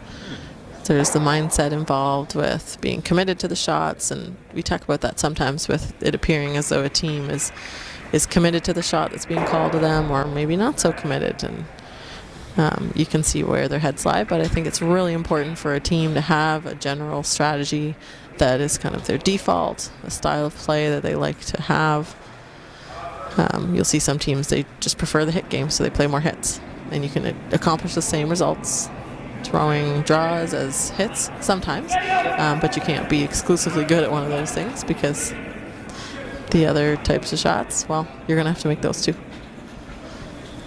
That's right. I've been very impressed with these teams. I haven't seen any very hard hit weight shots, and a lot of the time you'll see that from younger teams, but it really speaks a lot about the coaching, bringing their weights down, getting them more confident in calling the ice and their sweepers.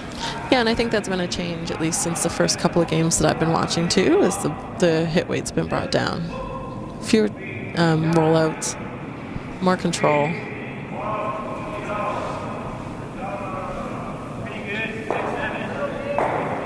So that looked like it was going to be the raise that we talked about, but Nick just ended up raising the Langlois stone in to sit one. That's right. Yeah, it looks from here like it's 1 yellow. And another opportunity for yellow to really get out of a tough end.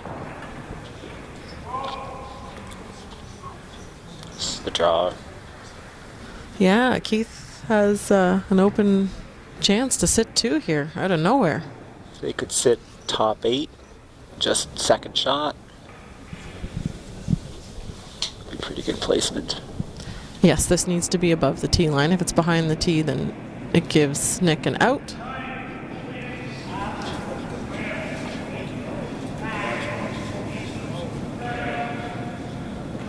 The sweepers are leaving this one alone. Nope.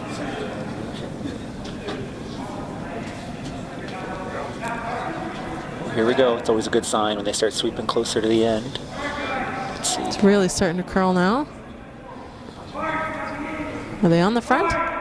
No, they sort of left it, started watching it. Yeah, I just misjudged the weight on that, or either they knew it was light out of his hand or thought it was there and it wasn't, but that'll guard the draw path.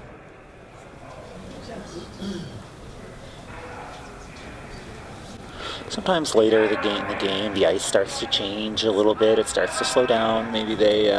Yeah, we haven't seen that so much. I saw it a bit in the evening draw on Friday, but yesterday morning it held up really nicely. Would expect that it's similar today. I know 10 ends is a long time to be playing on the sheet of ice. It's a long time. Some games they've changed them from 10 to 8. Yeah, a lot of the competitions outside of the national and provincial curling.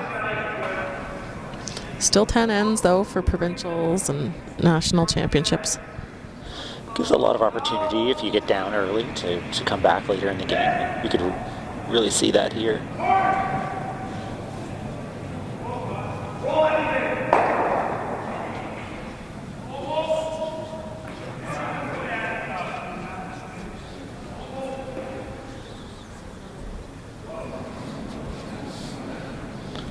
So Nick has gone for a raise on his own. And this one's with weight. He's actually trying to angle it back on the yellow. This is for 3. If you can get the angle right.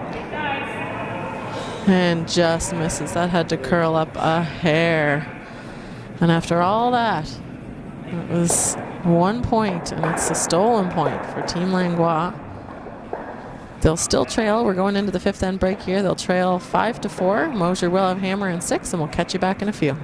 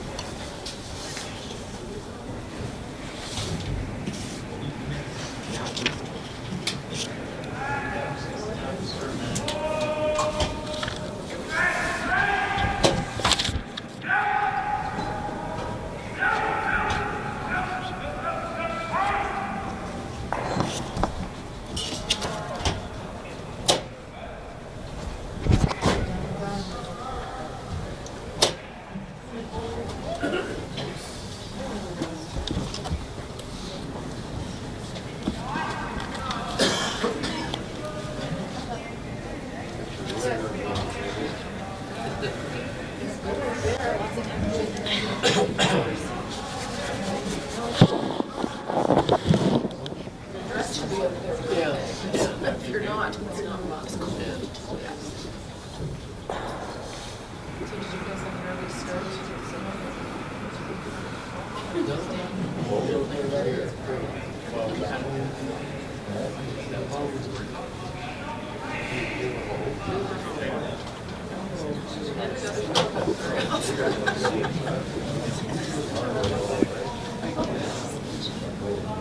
Checked on everybody and all the tasks and then.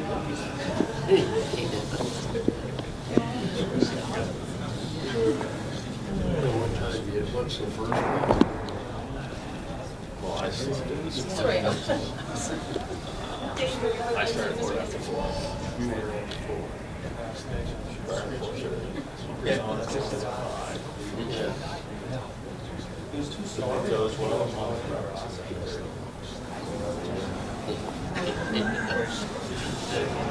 And you firmed it out. Another one goes well every day. She stood up for the task. So Tracy's on the No, I threw the robots out. I had robots in 2007. Okay. Oh, yeah. The old fashioned one. Or not the real old fashioned. Not the old one, yeah, but Not those ones. We should have. you come out and show They, you they around. weren't working or Oh, it's just hellish. Just hellish. if something breaks down, then you got that on. Yeah. My labor was at no production staff. Yeah. Sometimes some of the consultants that we work with, especially Yeah. Yeah. Yeah. so that's where we ended up. So. Yeah.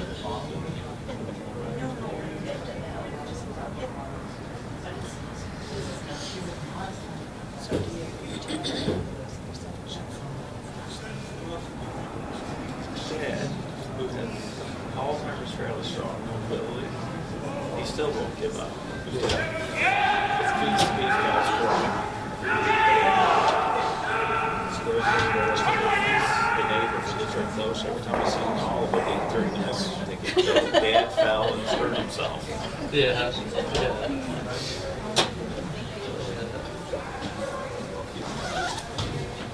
How old is he? He'll be 82 on the 31st. 82.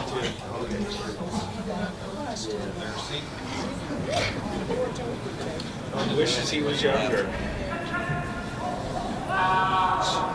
No, his mobility is so bad. Yeah. And 2 stubborn. For a lot of years. Too stubborn, he won't use the walker. Yeah. Sometimes he's even too proud to use the cane.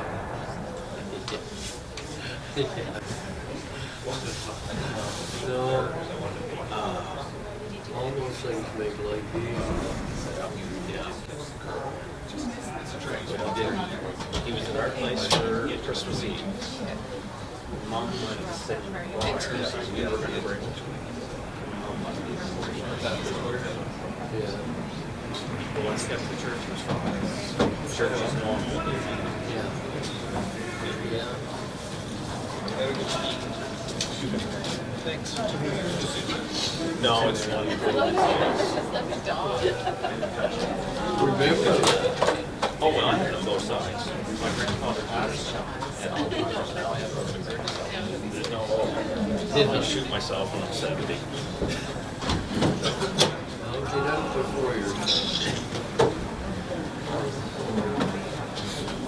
choose something different than you. He might have chucked them together. He picked it up.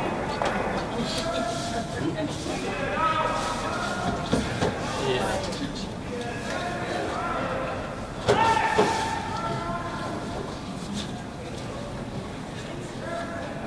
So Lindsay did well last week. Lindsay did well last week. Yeah. Yeah.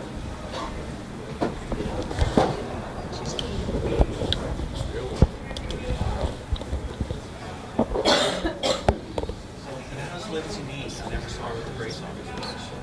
No, it happened,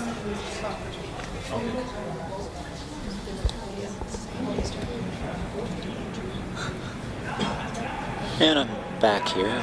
Selena's still off getting a coffee, which is very important at this time of day, but looks like we're on our second lead stones. Nice little setup.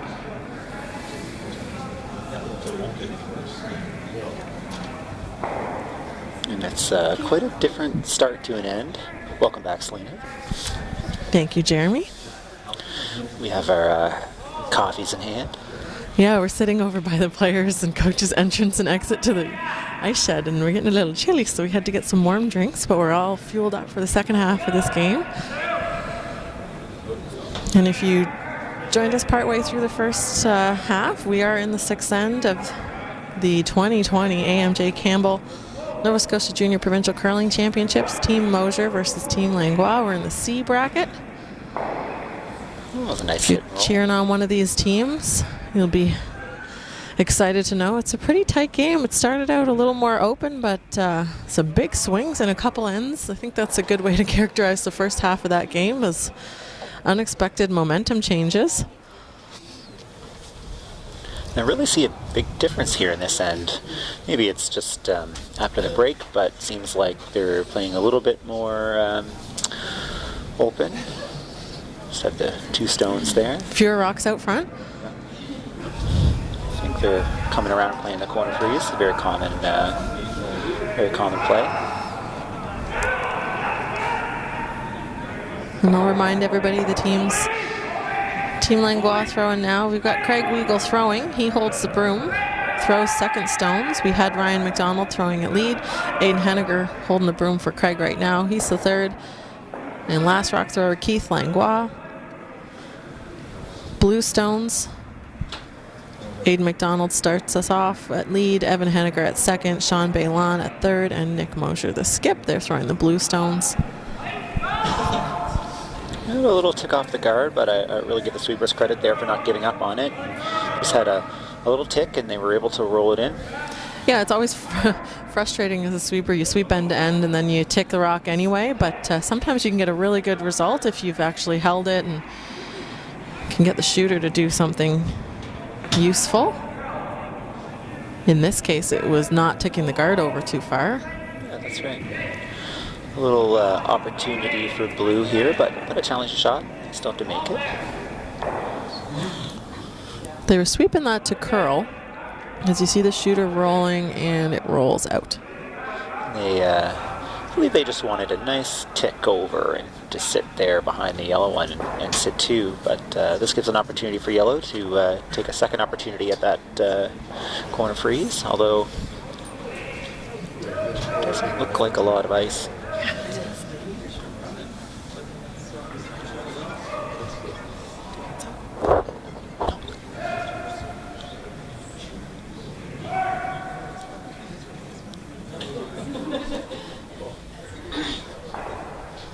We're going to see what's going to happen here.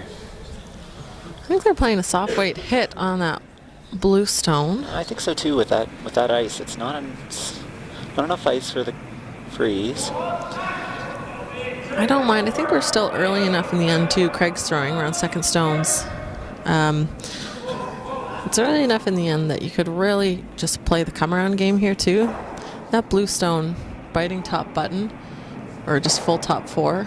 It's a little far back, and so if you just played a draw, maybe a draw tap, you'd end up with a good result for Team Langlois. They have the center guard, and they can keep forcing play around that middle. Here now the shooter's rolled open, and a chance for Team Mosher to actually hit, and they may not want to stay behind that center guard. They may want to roll open,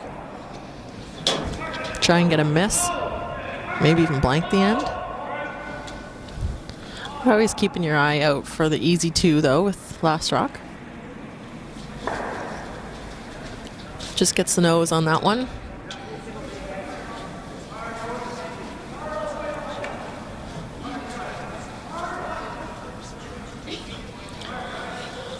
Well, and as they hit, the stones keep getting a stone higher in the rings, and if they ever make that hit and roll, it makes it a little tougher to get around that guard. Yeah, you want to do it sooner rather than later, though, because when you make your roll, you want your rock to be in scoring or stealing position as well. The higher it is in the rings, the more likely it is the other team can outcount with a draw. That guard's about halfway. About halfway. Still lots of room to get around it. So we got Aiden Henniger throwing. This one needs to curl. Keith sweeping it to curl. Watch where the shooter goes. That'll roll right out. So Nick has a couple options here. He can play a draw, or he can also peel the guard. He's contemplating both. That's good. That's good. It means that they're paying attention and not jumping to one strategy. We see that typical head bob. You might not see it from the overhead, but you can see Nick thinking, and he's, well, we could do this or we could do that, but the team seemed to want the draw. Sean Bailon throwing, and he's got to be comfortable throwing that draw. Just as Sean's rock comes down the ice, remind everybody the other games that are on, and we do have our fifth end scores posted for all those games, and then some. Team Weagle up 8-5 on McIsaac. Lewin up 8-1 on Sheffield, and Young is now up, do my math, 6-5 on Strang. I was just thinking that that's some pretty good math there, adding up all those numbers. I was trying to remember the scores from earlier and then only add. I keep joking about it, but I find it very difficult to add up the curling scoreboard scores. Yes, curling, the scoreboard's different for those that play baseball. It's very different. It's easy if you play baseball, but if you curl, you're used to having the answer given to you. That's right. So Sean's draw sat open on the 4-foot, and we just saw Aiden Henniger hit it and stay. Now Sean has the chance to play around that center guard again. That was the risk for Team Mosher, was that they didn't bury that rock and left a hit. Very simple end compared to the last few that we've played here.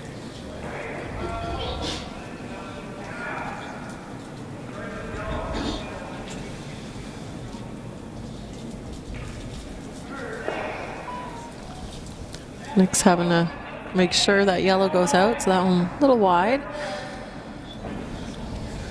And again, we talk about the pros and cons of when Nick had to make that decision to peel or to draw.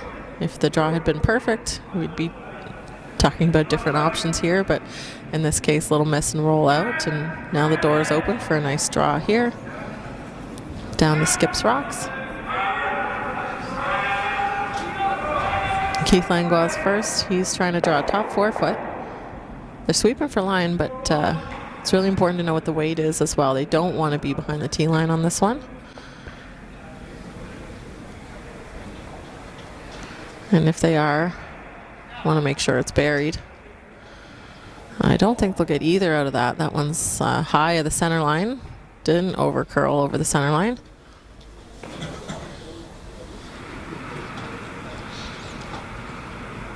And so for Nick here, he's just going to hit it, but it's really important that his shooter sticks around. And would you roll just, I don't know if I'd nose, I'd maybe try and roll a little bit to the side, to back 12 foot.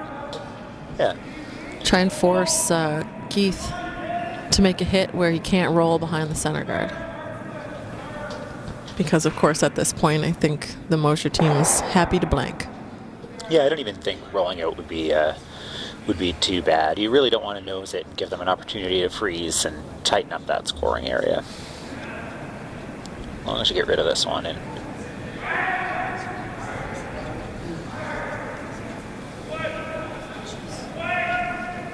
sweeping to keep it straight for line.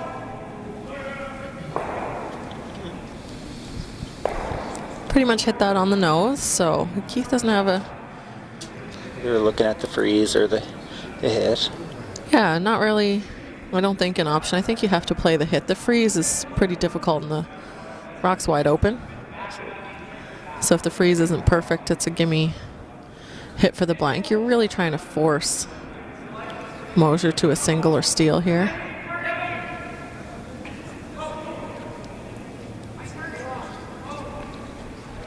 We're in the 6th end, so it's when people start to think about, or teams start to think about scoring and when they're scoring. In a 10 end game, a lot more focus is placed on the 8th end versus the 6th. So they're playing the hit, and they'll be trying to roll this to the center line behind the guard, actually across the center line. But this one looks like it's hanging wide.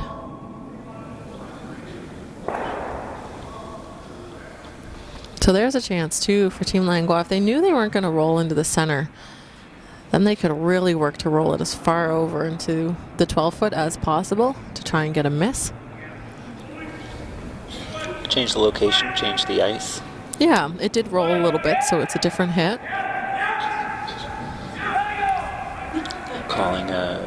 Must be calling a lot of weight. There's not very much ice given for this shot. Yeah, Nick will probably be throwing pretty good peel weight here. I don't know if we've seen any hits out this far.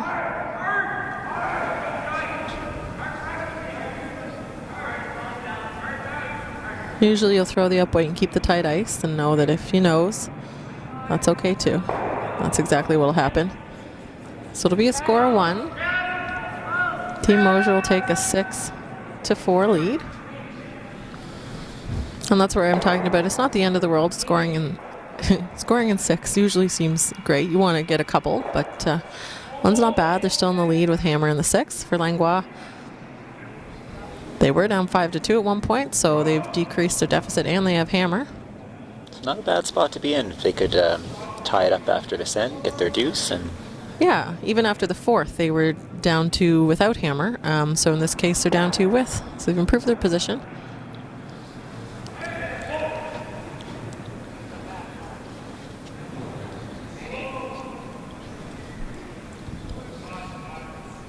We'll go into 7.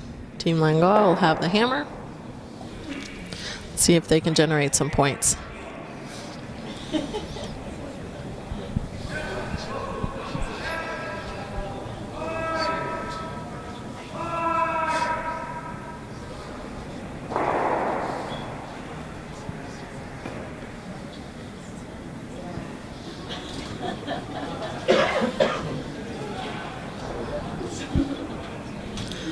So we've got Ryan McDonald starting us off. Lead for Team Langlois. Or sorry, I'm crazy. Aiden McDonald. He's the lead for Team Mosher. Forgot who had hammer, even though I just told you. Putting that one in the back 4-foot.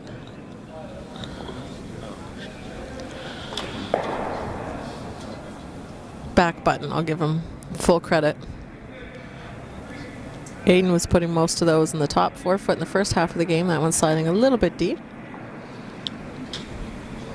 But Craig Weagle asking Ryan McDonald to ignore it and put up a corner guard. If you want to score a few points with hammer, you usually are going to need a corner guard or a more creative way later in the end to generate those points. But that one going a little deep, slides into the rings.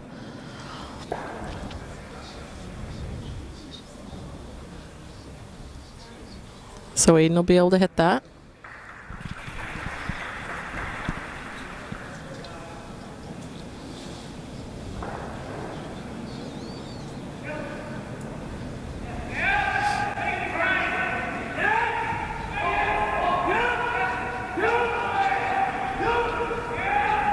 Sweeping hard for line. This one's curling. And he got away with it. Bounced off his own. That shooter would have rolled out, but he made connection with his own in the back 4 and stuck the 2 blues around. So pretty good way to get away with that. Team Langlois, they need the corner guard. We're 4 ends left, including this one that we're playing right now. I think this is an excellent call. Ignore those ones in the rings and put up another corner guard. Really try to get set up for your 2. Yeah, and occasionally I'm tempted to play the corner guard on the same side that your opponent's stone is, especially if it's T-line or better. So that one's right on the T-line. But sometimes you want to draw a play in toward an area where you have some backing and you have some stones to protect you from the back. It's always something to think about. I'm learning a lot here, Kyle. You're going to change your strategy? I might. You never do that? You put a corner guard on the side where the other team already has a rock? I would have put the corner guard on the side that they are, but now I see, if you put the corner guard on the left side there, you could, on your next one, if you had the opportunity, you could be corner freeze and you could be behind the guard and have the backing. Yeah, corner freeze, little tap, and every time you do it, you can push that rock a little further back and give yourself some room. Yeah, that's great. It's a good lesson.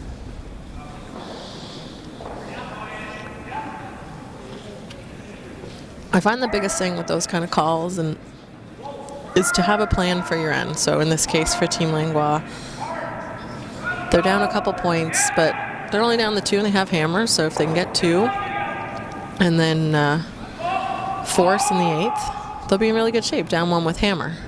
But I think it's really important at this point to try and go pretty hard for those 2 points. So then it's all right, we need to generate rocks in play, and you can usually do that by having rocks as backing.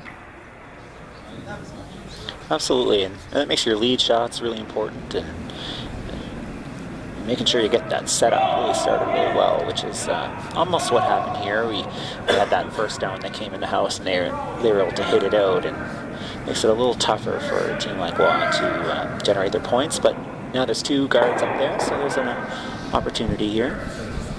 Yeah, and you're always battling against what the other team wants. So Team Langlois, they want to generate 2 points. Team Mosher would love nothing more but to force a single. So they're okay with rocks in play, but they'd like the rocks to be centered around the center guard, so hence the reason for placing the center guard. And this one came up a little light. I don't think that's too bad though, because the other corner guard's high. The only issue is you get a center guard and 2 blue rocks in the ring, so if you don't start to bail out, you're committed to going for a score. That's always a sensitive item is timing for your bail. If you're going to bail out, you usually have to make that decision by second stones if you're not liking the way the end is setting up. And I think the 5 rock rule makes that even harder now. It does. We're seeing way more instances of scores of 3 or more. And that's because teams are getting comfortable with more rocks in play. Teams are actually comfortable early on giving up scores of multiple points because they know that in future ends they can get those back. So you see that one going to the back 4 foot.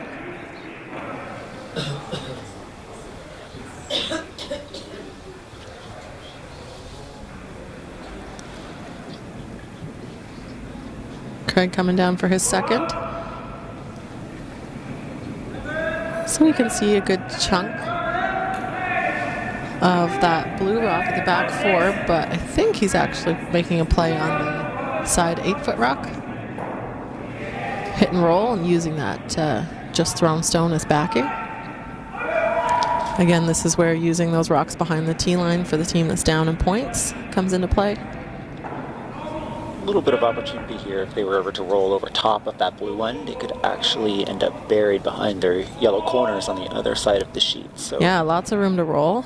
a few different plans. Just got by the guard, and that one through the hole, wicked the one at the back, so there's only 2 blues left in the rings.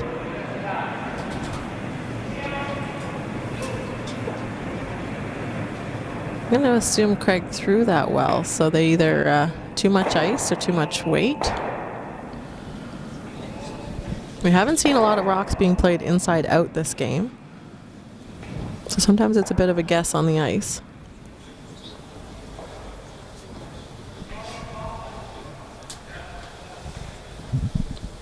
So Team Mosher, they're going to ignore those corner guards. We're getting later in the end.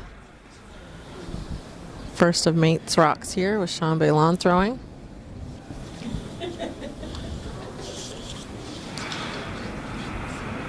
This could be tough sometimes when you're setting up strategy. You think, okay, you know, what am I going to do next when yellow makes the shot, and then when nothing changes and you have to come up with a next shot, it can be tough to figure out what to do to not get yourself in a tough situation. So they've called to come around here, trying to get to the top 4 foot, but looks like they're a little light.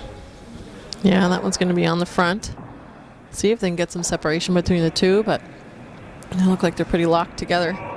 I've noticed a bit of a pattern forming. Seems that the draw weight seems to be a bit light this end. I wonder if the ice is slowing down, especially after the break.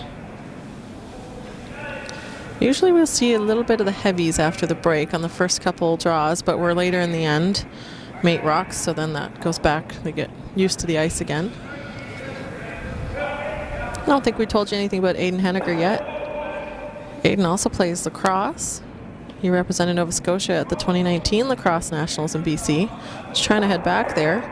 Of course, the National Championships, great shot too. National Championships for curling are in late January, the 18th to 26th in Langley. Aiden's also a hockey referee. But what a nice shot there to make the double, roll the shooter. Good recovery for the team after their miss on the previous shot. And that yellow looks to be pretty buried. It's behind the tee line, so Sean can come down to it. The force game is on. An opportunity for Team Mosher to really make it tough if they make this freeze perfect. Really reduce that scoring area. This one's coming in nicely. Oh, almost got perfectly to the nose. Tapped the yellow back a bit. Great shot from Sean. And that's why the team without Hammer plays that center guard, because then it starts to make things complicated for the team with Hammer. Yeah, that blue stone is it's hard to see, but it looks like it's pretty much buried.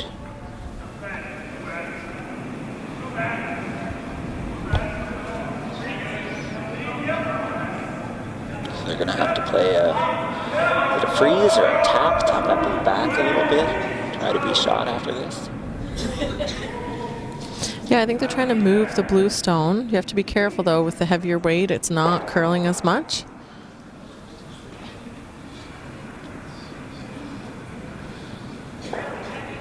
But that one wasn't heavy. It was light and wide. It's surprising to see the lighter shot not curl up as much. So Team Mosher, they don't really want to ignore that rock, because it can be promoted into the 4 foot, but the angle's not great to get to the button. I think they're looking at just guarding the draw. Skip stones down. Nick Mosher with his first. And what do we say about Nick? There's a little bit of a bio here on him. He's a curler through and through.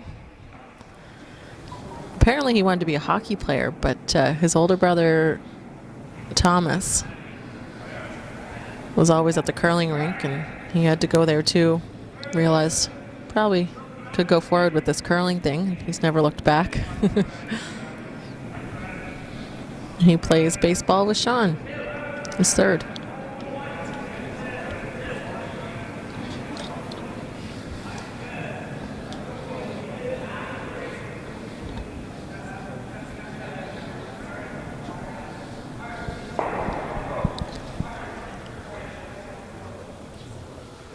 So how's the line looking on this one?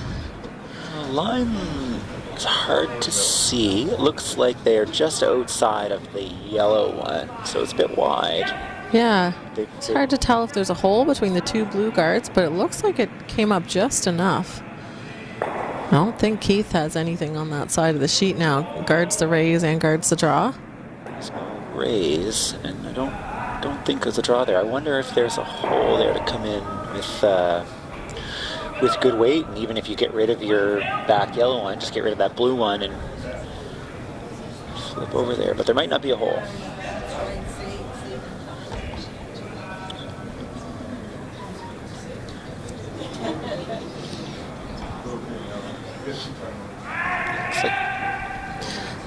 So there may be a port. I don't know. It looks too tight from our angle between the two yellows on the right side. It does, and I think you'd have to play the inside out turn.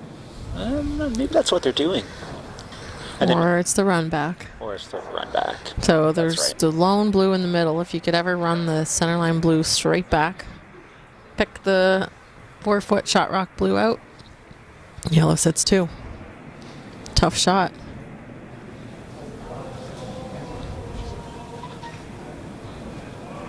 Don't want to run it back onto your own either.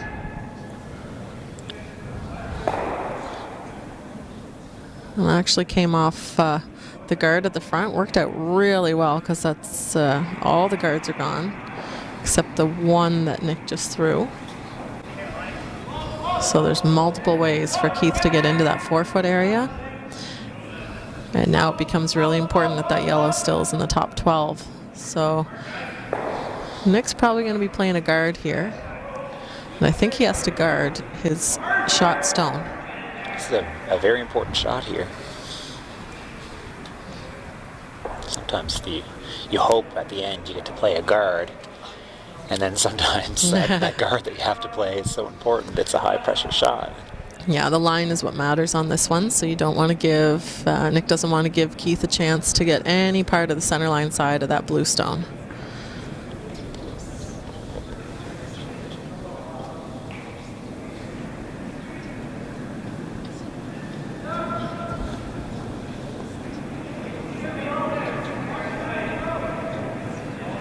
Looking for a tight guard, too high, and Keith will be able to curl around it. This one looks like it's over curling though. Is it crossing the center line? Really over curling. Now they're just trying to get it in the rings. But I don't think that'll do anything for the team.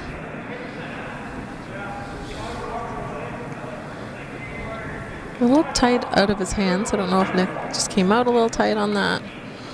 I pinched it on release. Sometimes you can kind of get it started.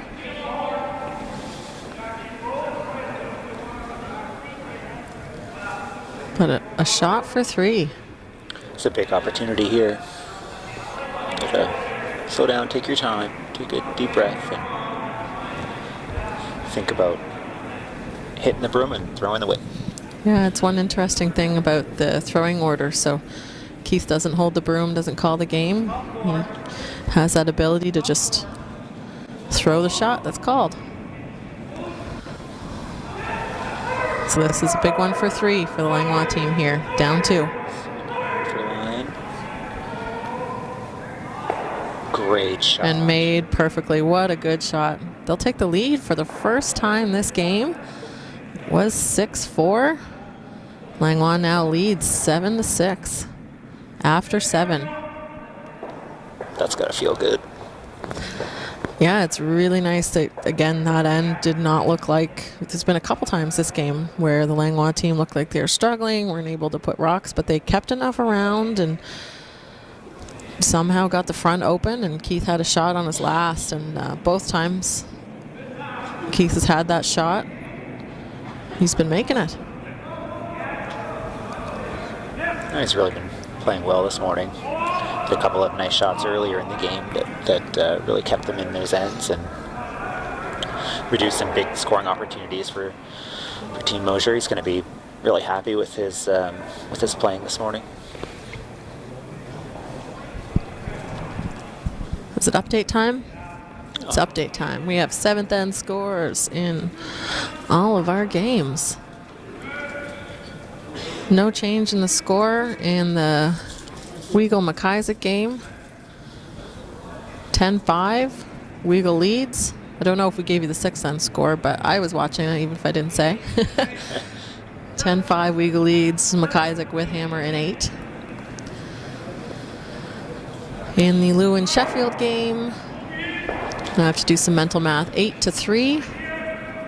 No, 10, sorry, 10-3. Lewin leads. Sheffield with hammer playing 8. And all the way over on sheet E, Young versus Strang. It remains 6-5. Young leading, Strang with hammer in 8.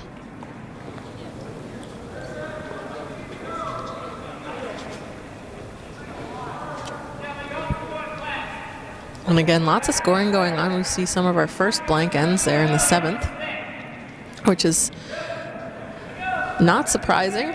Team with hammer, they don't want to score in 7 there. They took hammer to 8, but it didn't happen on our sheet. Team Langlois, they made it happen for 3. Yeah, that was really a big shot. See, looks like we're going to see an end with a lot of stones in play again. They started with 2 guards, a center guard and a corner guard. Game on. Now the intensity really picks up and the pressure comes on. I believe the losing team today is done. This will be the last game. Yeah, win it and you're in it. It's a win out for both of these teams. So they're staring down a long road, but they have the ability to do it. So we could end, mentioned yesterday, I did my calculations / looked at the schedule. If the same team wins all 3 brackets, the last qualifying game would be the end of the tournament, and that would be as early as tomorrow at 2:30 p.m. If a second game is required, so if one team wins one qualifier and another wins 2 of the qualifying spots, there's only 1 final needed, and that would be tomorrow the 30th at 8 p.m. And if we have 3 different qualifiers and we need a semi and a final, with the A qualifier going to the final, that would be played at 9:30 in the morning on New Year's Eve, Tuesday, December 31st.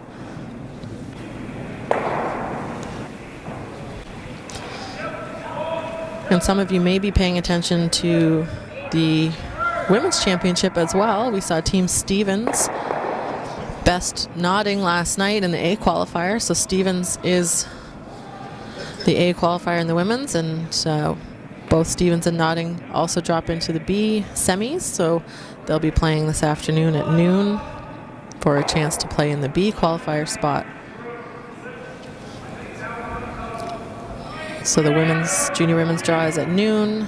The next men's draw is at 4 p.m. today, and another women's draw at 8 this evening. And tomorrow is when we'll see both the women and men out on the ice together. So when we start to get into the final qualifying spots, 9:30, 2:30, and 8 o'clock tomorrow are the draw times, but that 8 o'clock is only if needed.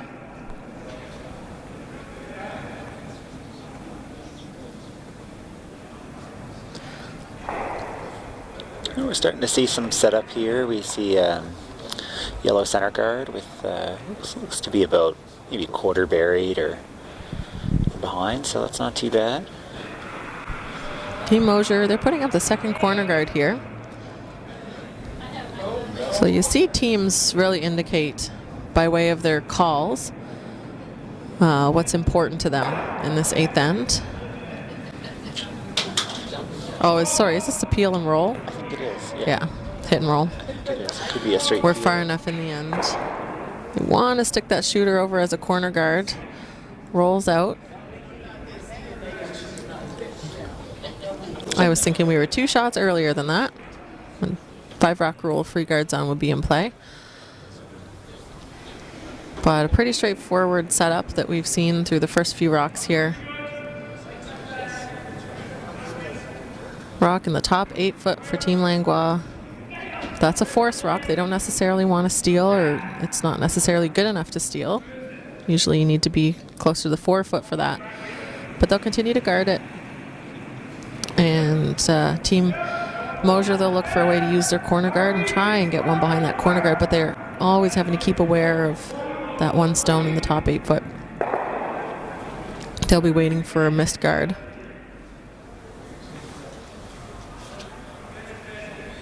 So it's really about pressure here, just trying to make the other team have to make the more difficult shots and keep your team making the easier shots and keep that momentum from that last end carrying forward to these last few ends. Peeling again here.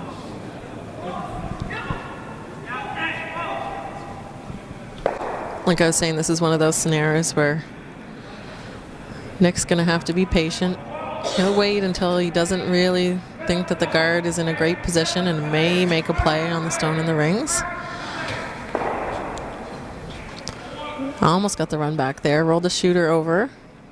If you're not going to make the run back and you're not going to stick the shooter out front, you really want to roll it sideways. Yeah, you don't want to keep that shooter there. It'll make it that much easier to either add a second guard or come around again.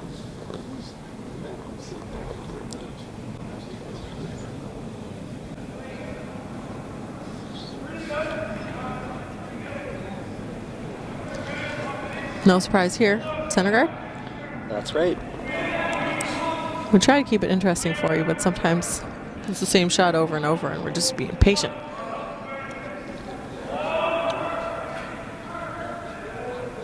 And if you're watching closely and you're into the game, it's these are It's tense. These are such important shots. See sweepers trying to get that one over the line. They get it there? They just get it. Just. And it looks in a pretty good spot. And that's where it shows that line is really important now. If it So, yeah, and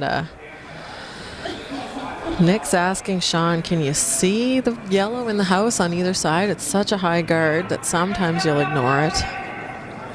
you can see the tap of the hip there or the heel, trying to indicate what type of weight they'd like to throw. Yeah, board or hack. So Sean's not going to be throwing this with a lot of weight. He just asked Nick to switch sides, so he can probably see a little bit of the rock on the center line side. But the way to miss this, Jeremy, is Peel the guard. tight. Yeah. Yeah, and I think he indicated that at the beginning. He was okay if you're tight and you get rid of the guard. That's all right. So it'll be close for line here. They'll have to make a call, and if it's I'm a little going to be close, but they're sweeping to make contact with anything right now. Looks like it'll get the one in the rings. Roll the shooter over. A little bit down weight doesn't actually remove the yellow stone. And did the shooter get behind the guard? I think it's open. Yes. Yeah, I was wondering why they switched turns, and I believe that's why. They saw the opportunity to potentially move that stone back or out and also roll in behind the guards. Yeah, that's tough, though. A little more weight and the shooter would roll a bit further. They were sweeping to get that to curl, and unfortunately it meant that the shooter didn't roll enough behind that corner guard and didn't remove the center guard, or the shot stone. Yeah, that's right. Sometimes you notice if you think too much about the two possibilities, you end up throwing somewhere right in the middle and almost making neither shot. So there they go. Nice little hit out and great roll.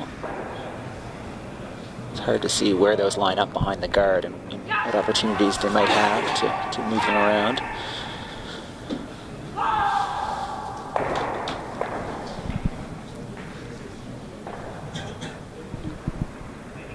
So they're not going for both of them here. I think they're just going for the one bite in the forefoot there, and they're going to roll over on top of the yellow one behind it. Really like to stay shot after this, though. Should be close. Ooh, they got the roll. Watch the roll on the shooter, right to the center. It looks like it's might be buried. Again, you see the same problem with the long guard. Might be accessible for Team Langlois. They're actually just going to freeze to it. Calling a freeze. Might almost... it's difficult. You make the freeze. You really got to think about what you're going to do next. You make that freeze, and if you're perfectly buried, then what are you going to do next? So it was a good thought. This is a call that it's a play for the force, and if they really can't access the stone to remove it, you don't have much of a choice. Well, that's right. I think what they're trying to do here, play that freeze and kind of concede the one. They've just already decided, okay, we're going to give up one here. We're going to play this freeze, tighten the scoring Look at this, a little heavy. Is it actually going to remove it? Wow, it was there. And that was one of those situations we were discussing earlier, where sometimes you make Plan B, but you wonder if maybe that was a better Plan A. That was a great shot. Good way to miss that one. You don't think you really wanted to get rid of your guard, so really important that you got around and at least moved that one around, and they were able to get rid of it. So they moved over. The stone is looks to be probably wide open. So you're gonna have lots of room around the guard this time. Hopefully leave their shooter either buried or in a position where it could jam on that yellow on the left.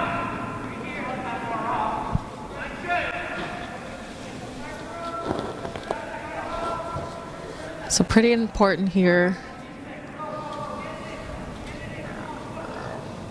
Team Mosher was playing for the blank or an easy 2 all game, but they may get forced here unless this one can be a nice hit and roll behind cover. No, did that tick off that guard? I think it may have. Sort of got a... Rolling that shooter. Did they get it behind cover? Looks to be open. I believe it's open. Those guards are a little bit over there, and based on the angle that you're throwing, I think that's... Yeah, and inside out, it looks to be pretty wide open. I don't think Keith's going to throw a heater at this. This just looks like board weight. Maybe close to control.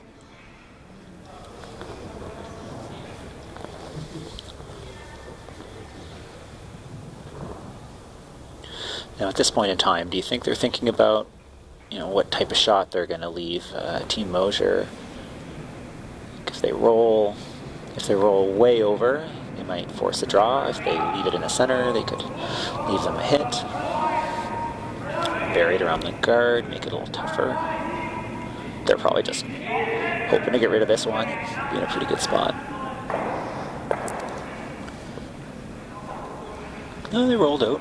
Good sweep So, for Sean Billon there to make sure. So this goes from a force to a blank opportunity for Nick here.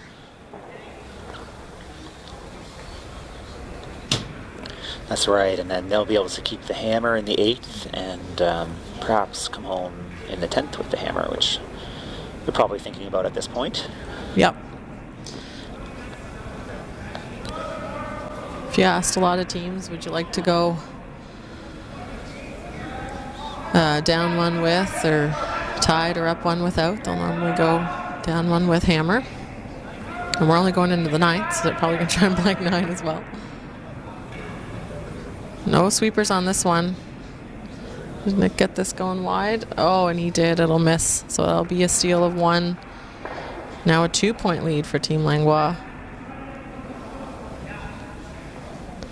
8-6. 8-6 and 3 ends to go, so lots of time. So it's really important that you take a step back and calm down a little bit. Probably maybe a little bit of upset after missing a shot like that, and maybe having good control over the game, and then finding yourself in a down position. So it's really important to take a deep breath and get yourself back together. Yeah, it happens so often where you have this, you think, oh, great, I got the blank, and then you get excited and throw it, and we've all done it. Just tossed it a bit too hard, a bit too wide. One of the things I think I like a lot about curling is there's so many aspects. There's,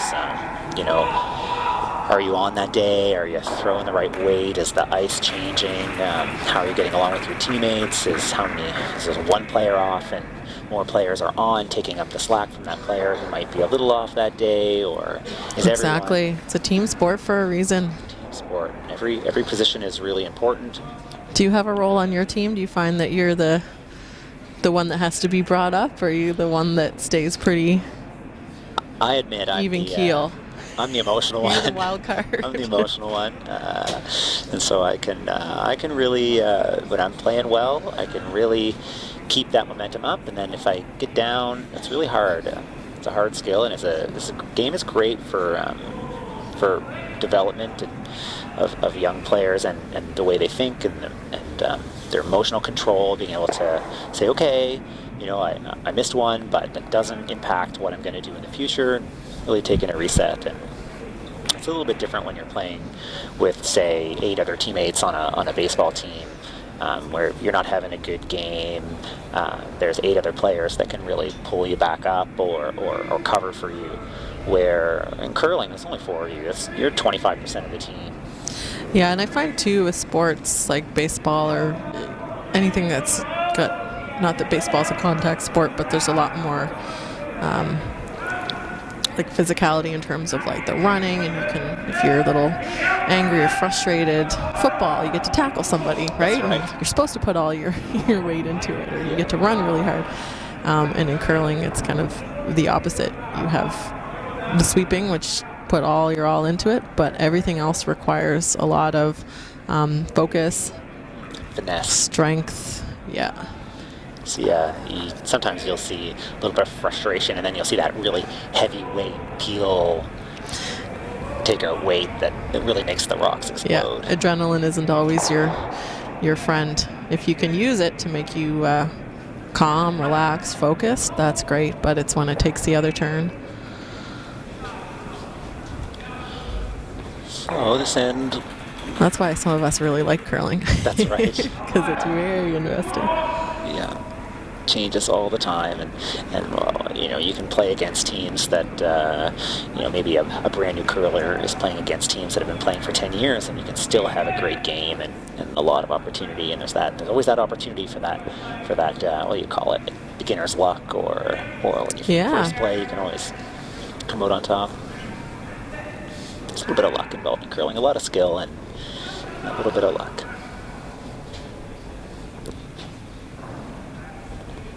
We're setting up well. Looks somewhat similar to the last end.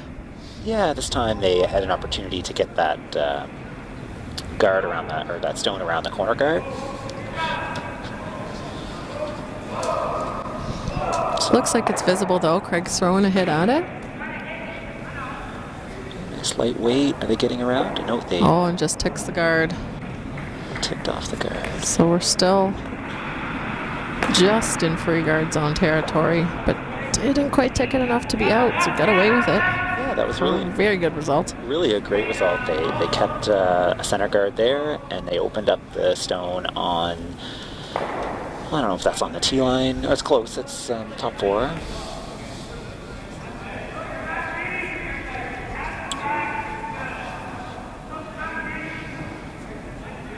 So I believe this is just replacing the guard, maybe trying to make it a little better.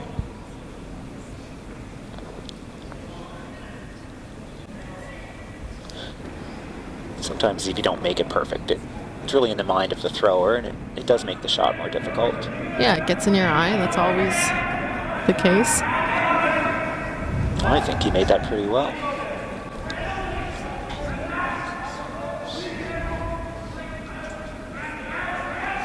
Looks to be pretty buried. Thinking about the tap.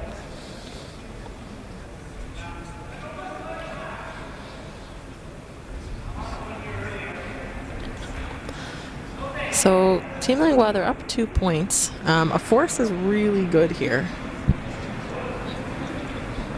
And they do have 2 stones out front, nothing in the top 4 foot. Looking at a raise here. I wouldn't mind raising their center onto the blue if they're going to play that. They could peel the blue stone at the front too, because the corner guard is really where Team Mosher, if they're going to go for points instead of a blank, they'll be using that corner guard.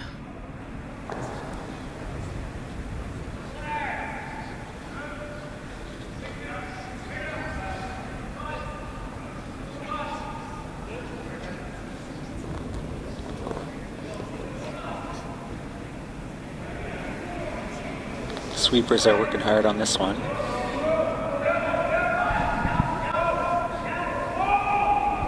Ooh, just got around the guard. I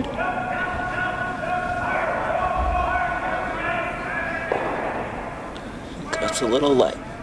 Just out front of the rings there. Not sure what you guys can see, but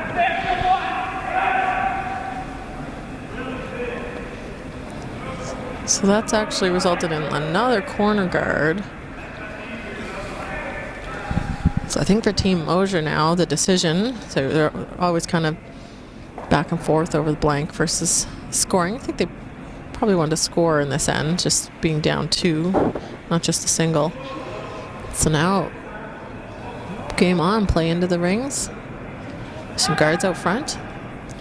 Yeah, really try to get that second stone in there. If you can, line 2 at the end of the shot, you're in a pretty good place to score 2 this end.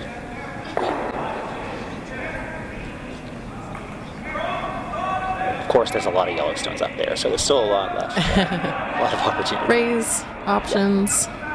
That's what's great. This one's through the port. Looks. Need to get that to the center line to get behind the guard. And they did. Looks to be buried. Great throw.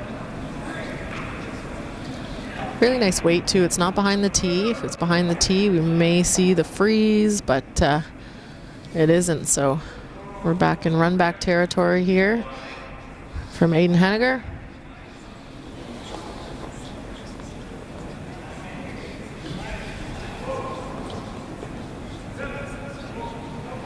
Need to hit this just about on the nose. Gets it. Shooter or the raised rock sticks around too. Not shot though, but I don't think the team will be too disappointed with that from Aiden. It's a great shot. Runbacks are a shot that teams have to practice over and over. Your throw has to be so consistent. It wasn't a close one. That stone was up out in front of the ring, so that was a good distance. Yeah, it looked like at least 7 feet. Yeah. Back to the draw game though. Team Mosher committed to going for the points here. They'd like to make it 3 if they can. Trying to use every guard possible. There's overlapping yellow guards at the front, so that makes it friendly to come around. This one's hanging a bit wide. They're going to have to get some finish out of it, even if it means going a little bit deeper than they want. That one will stop in front of the tee. I think that's a little more open than the last. Available for a hit, maybe even roll underneath. Hard to say. It's going to be a tough shot. Yeah, I think you're right.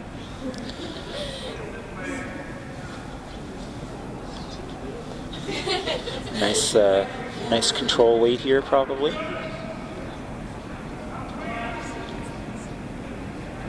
Getting on that one early.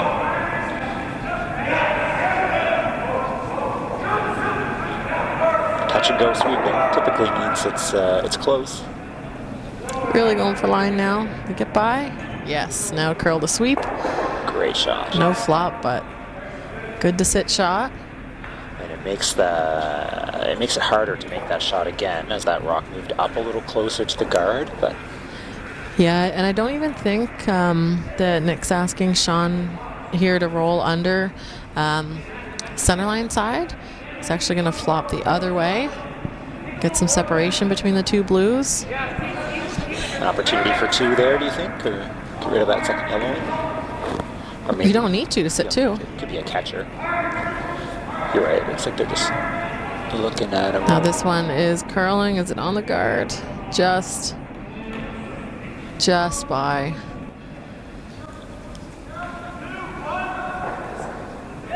Ticks the guard and doesn't make contact with the shot stone. So that was the miss that Team Langlois needed. Now they'll guard their shot stone for dear life.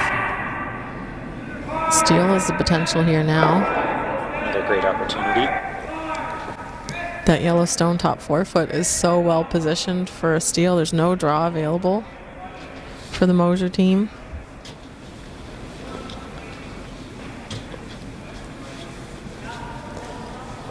It's an intense 7th end here. Lots of rocks in play, and one little thing changes momentum of the end.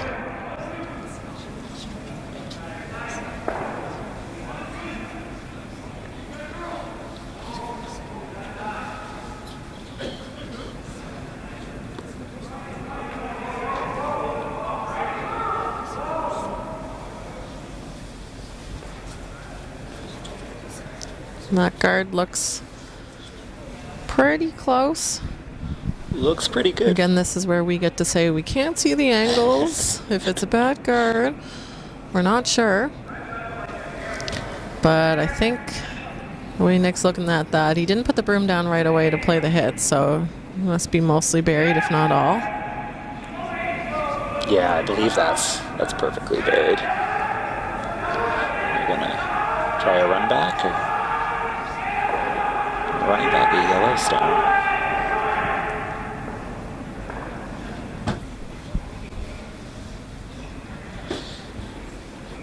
So what options? Straight run back with the rock, the guard that was just thrown.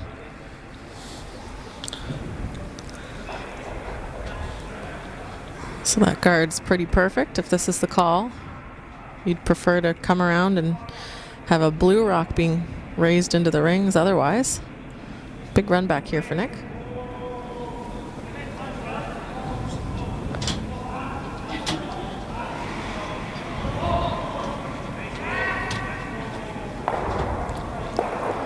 Oh, makes contact but doubles its own out.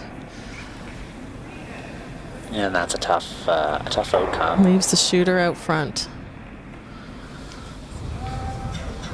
Tough result there. You want to make that the other way.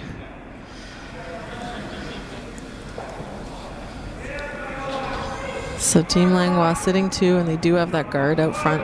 It is a blue stone, so Nick would have that raise on his last for the single. So this will be a guard call.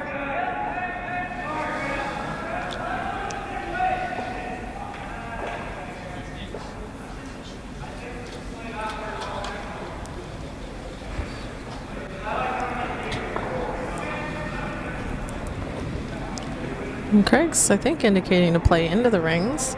You can guard the blue in front of it, so a high guard, but he's actually looking for coming around it, and I'll say guarding from the back. It's more like blocking it from the back from being raised.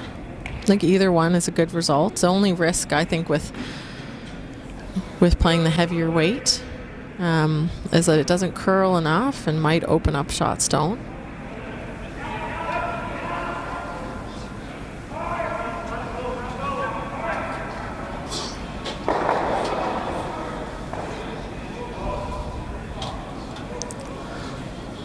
So it didn't quite come up to where they were anticipating, didn't curl enough. So the raise is still there for Nick. He can raise it onto his lone center guard blue onto the rock in the 4-foot with weight, or play a tap. And it really depends. It's personal preference. He's also looking at a hit and roll in, although I think you roll too deep to actually score in that case.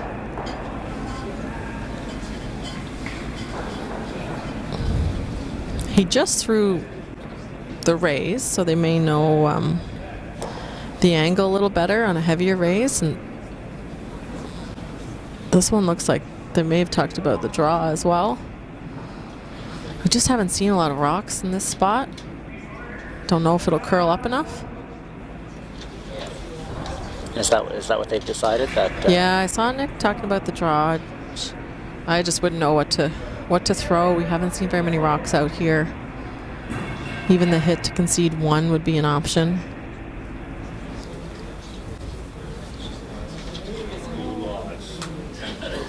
Big shot here, down 2.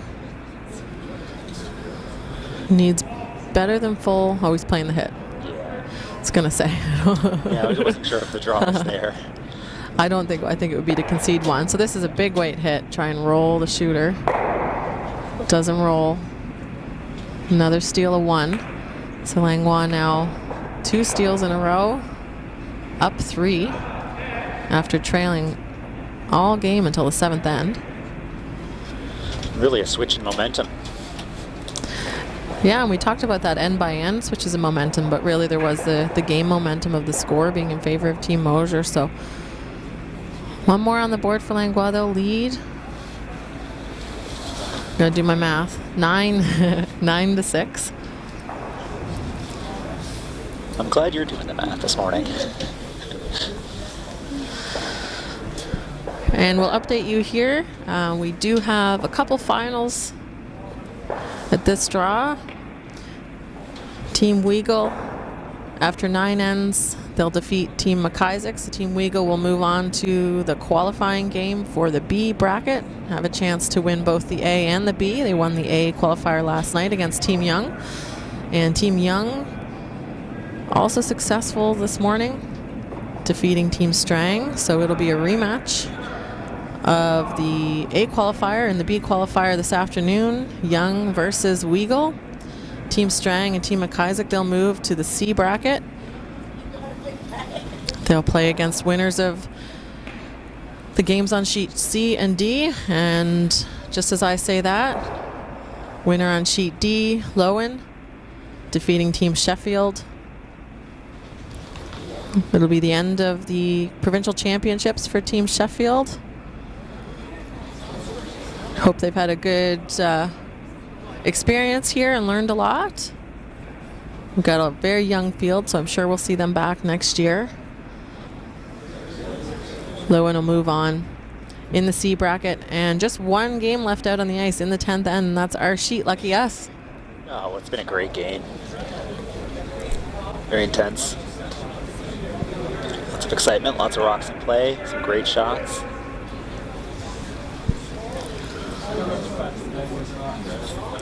So the first time this game we've seen a lead, Ryan McDonald, he wanted that first stone in the ring, so we call this the peel of shame. Peel your own yellow rock because you are up 3, you don't want to guard. So well done. Normally leads don't throw peels, but Ryan, no problem there, removing his own rock. That's better than a guard. Yeah, sometimes you start to play different shots. You miss a few, you start hitting, you start trying to peel, and you miss your peels, and it goes bad quick. So it's important that they make their peels, and they made the first one, so it's great. Yeah, we talk about the 5 rock rule and the chances of 3s and 4s, and we see those more and more. And that's exactly why. And you just really have to keep rocks out of play. It's 10th end for Team Langlois. It's the last end if you can not allow a score of 3. And Team Mosher, they're going to want to junk this up as much as possible. So 2 corner guards coming into play here. Those are two excellent shots by the lead. In all this fuss, this is about the 2020 Canadian Junior Curling Championships, Langley, BC. Those are going to be January the 18th to the 26th. And they're being held at the George Preston Recreation Center. I didn't know where Langley was, I have to admit. Langley, BC. Nova Scotian through and through, and only been to BC one time. Langley's just south of Vancouver. So close to the U.S. border, southern BC.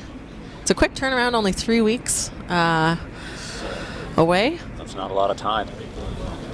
Not a lot of time, but this is when the provincial championships are held. Less time off school for all the students, and we have a lot of high school students in this provincials this year. I want to make sure this goes right to top. The winners will have to take a week off, but I don't think they'll mind. Good shot. No, you never mind missing school for sports. Especially curling. Oh, that's right. Good opportunity to travel. Meet play some different teams, play on different ice, experience a different event. Yeah, it's a pretty special event, and that's why the junior teams take it so seriously. It's a primer for all of the men's and women's events that they'll be vying for later in their life, and really great experience. Really want that one to finish up. Looks like it might have. Hard to say if that's open or not. Oh, they're giving the opportunity for to try to throw a hit here, so it must be open.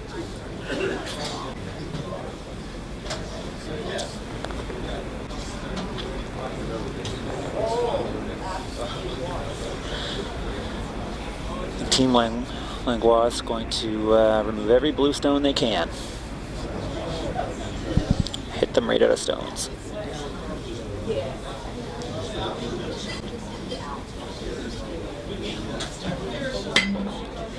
Don't need to worry about keeping the shooter. Just want to make sure that that blue stone is gone.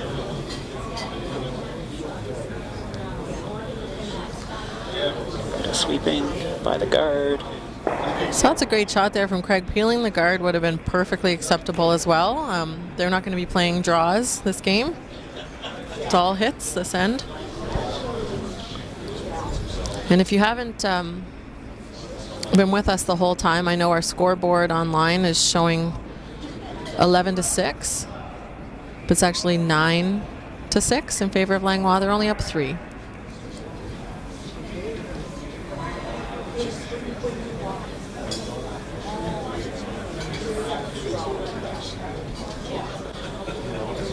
Oh, another close one. Did they get it to curl far enough?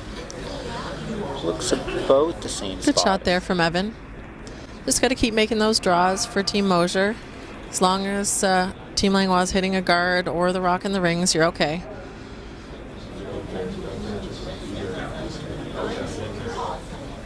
Either rock is acceptable here. It's just a back and forth. Blue stones, hit them. Yep, that's right. Get rid of Guard or rock in the rings. If you hit the guard, they have to replace the guard, and it's as if they've thrown away a rock. He's gonna talk.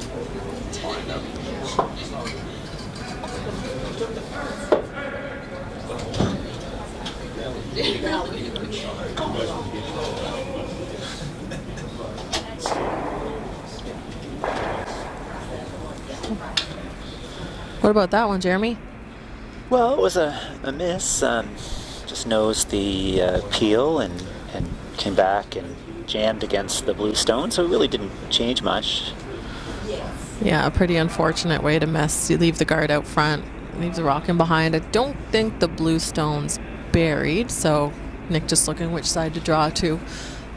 The benefit of drawing behind the tighter guard is that it's a blue guard, so if it's ever run back, it's your own color. If you bury a second one behind that yellow guard, although it is a long run back, obviously we can see that it's makeable, even if it wasn't the shot that was called. Eventually they'll have to deal with that rock on the top 8 foot as well, but that would be a last shot effort.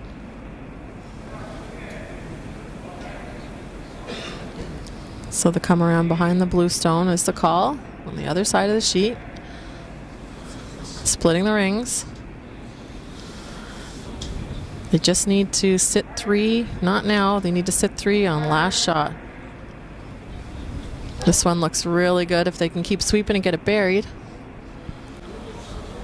I'm not sure they got it all the way buried. Yeah, they had a little bit of room by the guard, but had some good finish there.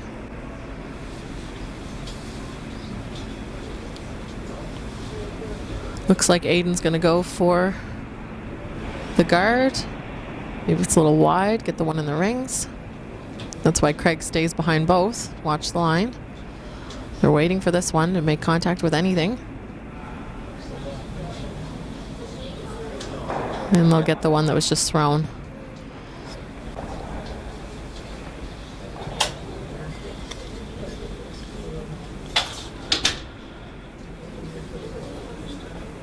Same shot again here. We're running out of opportunities. Really need to gotta make this one. Yeah, Sean just threw it, so I'd hope he'd have a good chance at making it again. The great thing for Team Mosher, they got 2 guards. This one is slowing down. Sweepers are going hard. Got to get this in. Hard for line, and then if they get it by, they'll switch. Got it by. Nice. Just trying to get it a little deeper in there. Might not have buried, didn't have enough weight to carry. It was great sweeping. It's okay, though. I think if Keith tries a hit on that, it might double his own out. Anything can happen this end. See where that blue just thrown ended up in the top 12 foot. If you hit that thin, what you can see, the shooter will probably redirect onto the top of the yellow in the top 8. Might do the trick for Team Mosher. Might be better in this case to peel the guard, honestly. Well, how many stones are left? I believe there's just 2 each. 2 each. So as long, Yeah, as they as long as they get rid of this blue one, then they're going to take the opportunity to win in this end out, unless they could. I know, but if you're down 3, 3 is great to score in 10. True. Good point. Very good point. Great shot. So Keith was able to hit enough of that blue stone and not remove his own in the top 4. The reason that's important, of course, we talked about, is that yellow's going to have to be dealt with. 3's definitely still in play here.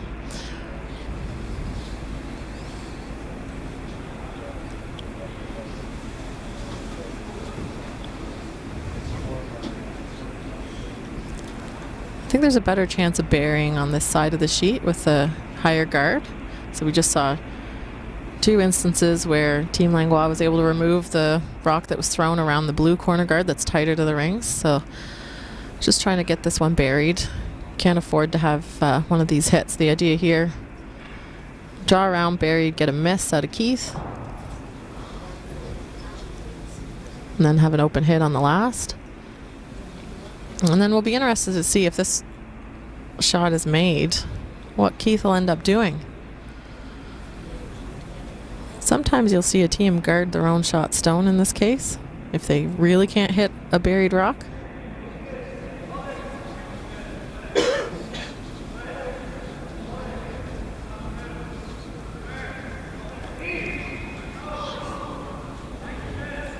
They're back and forth on the sweep. Are they by? Has to be by, has to be in, has to be in. They'll just get it there. And that one looks to be well buried. That works. So you see the predicament. 2 blues in the rings, but yellow is shot stone. If Keith can remove either of those blues, I think he'll be going for that. But if you miss everything, they're calling a timeout. If you miss everything or you peel the guard, then there's an open hit for 3. So they talked about coming around the blue to sit 2, which is one option. They haven't talked about guarding their own, which is another option. I think that was a great Or freezing. A great decision to call a timeout and have an opportunity to think about it and talk to your coach. Have the team chat. It's not for saving time. They've played pretty quickly this game, and I don't think they're at risk of their time clock running out with the 1 shot remaining.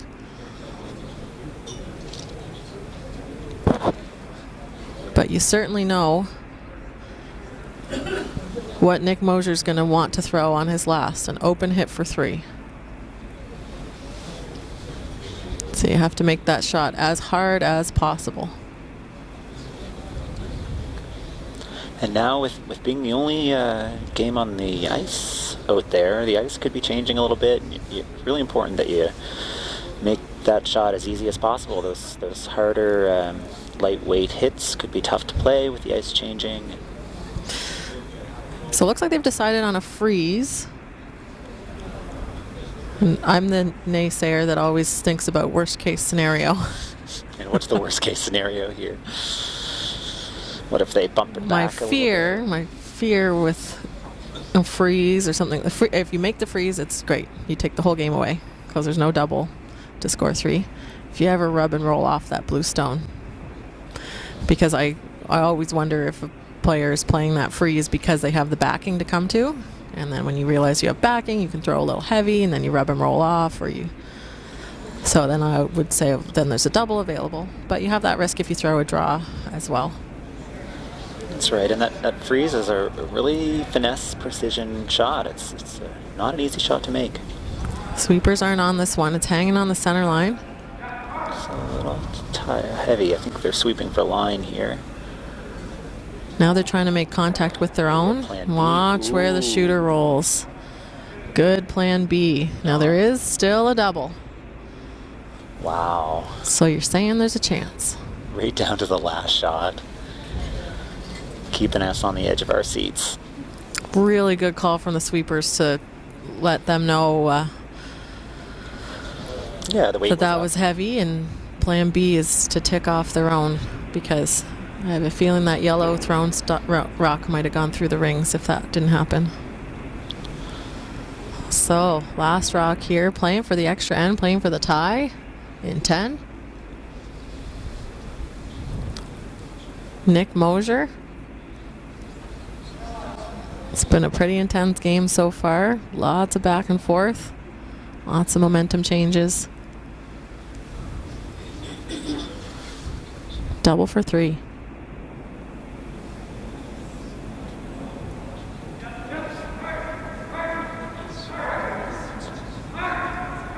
They're on it.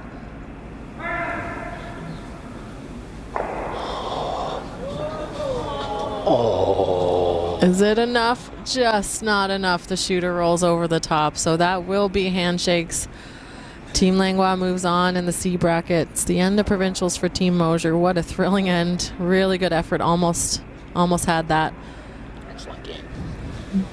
And we will catch you back here at noon for the women's draw. 4 o'clock for the men's. 8 o'clock for the women's. Thanks for joining us at the Nova Scotia Provincial Curling Championships presented by AMJ Campbell. On behalf of the organizers and everyone here watching and the officials, I'm Selena Thompson with Jeremy Stewart. Thanks for playing.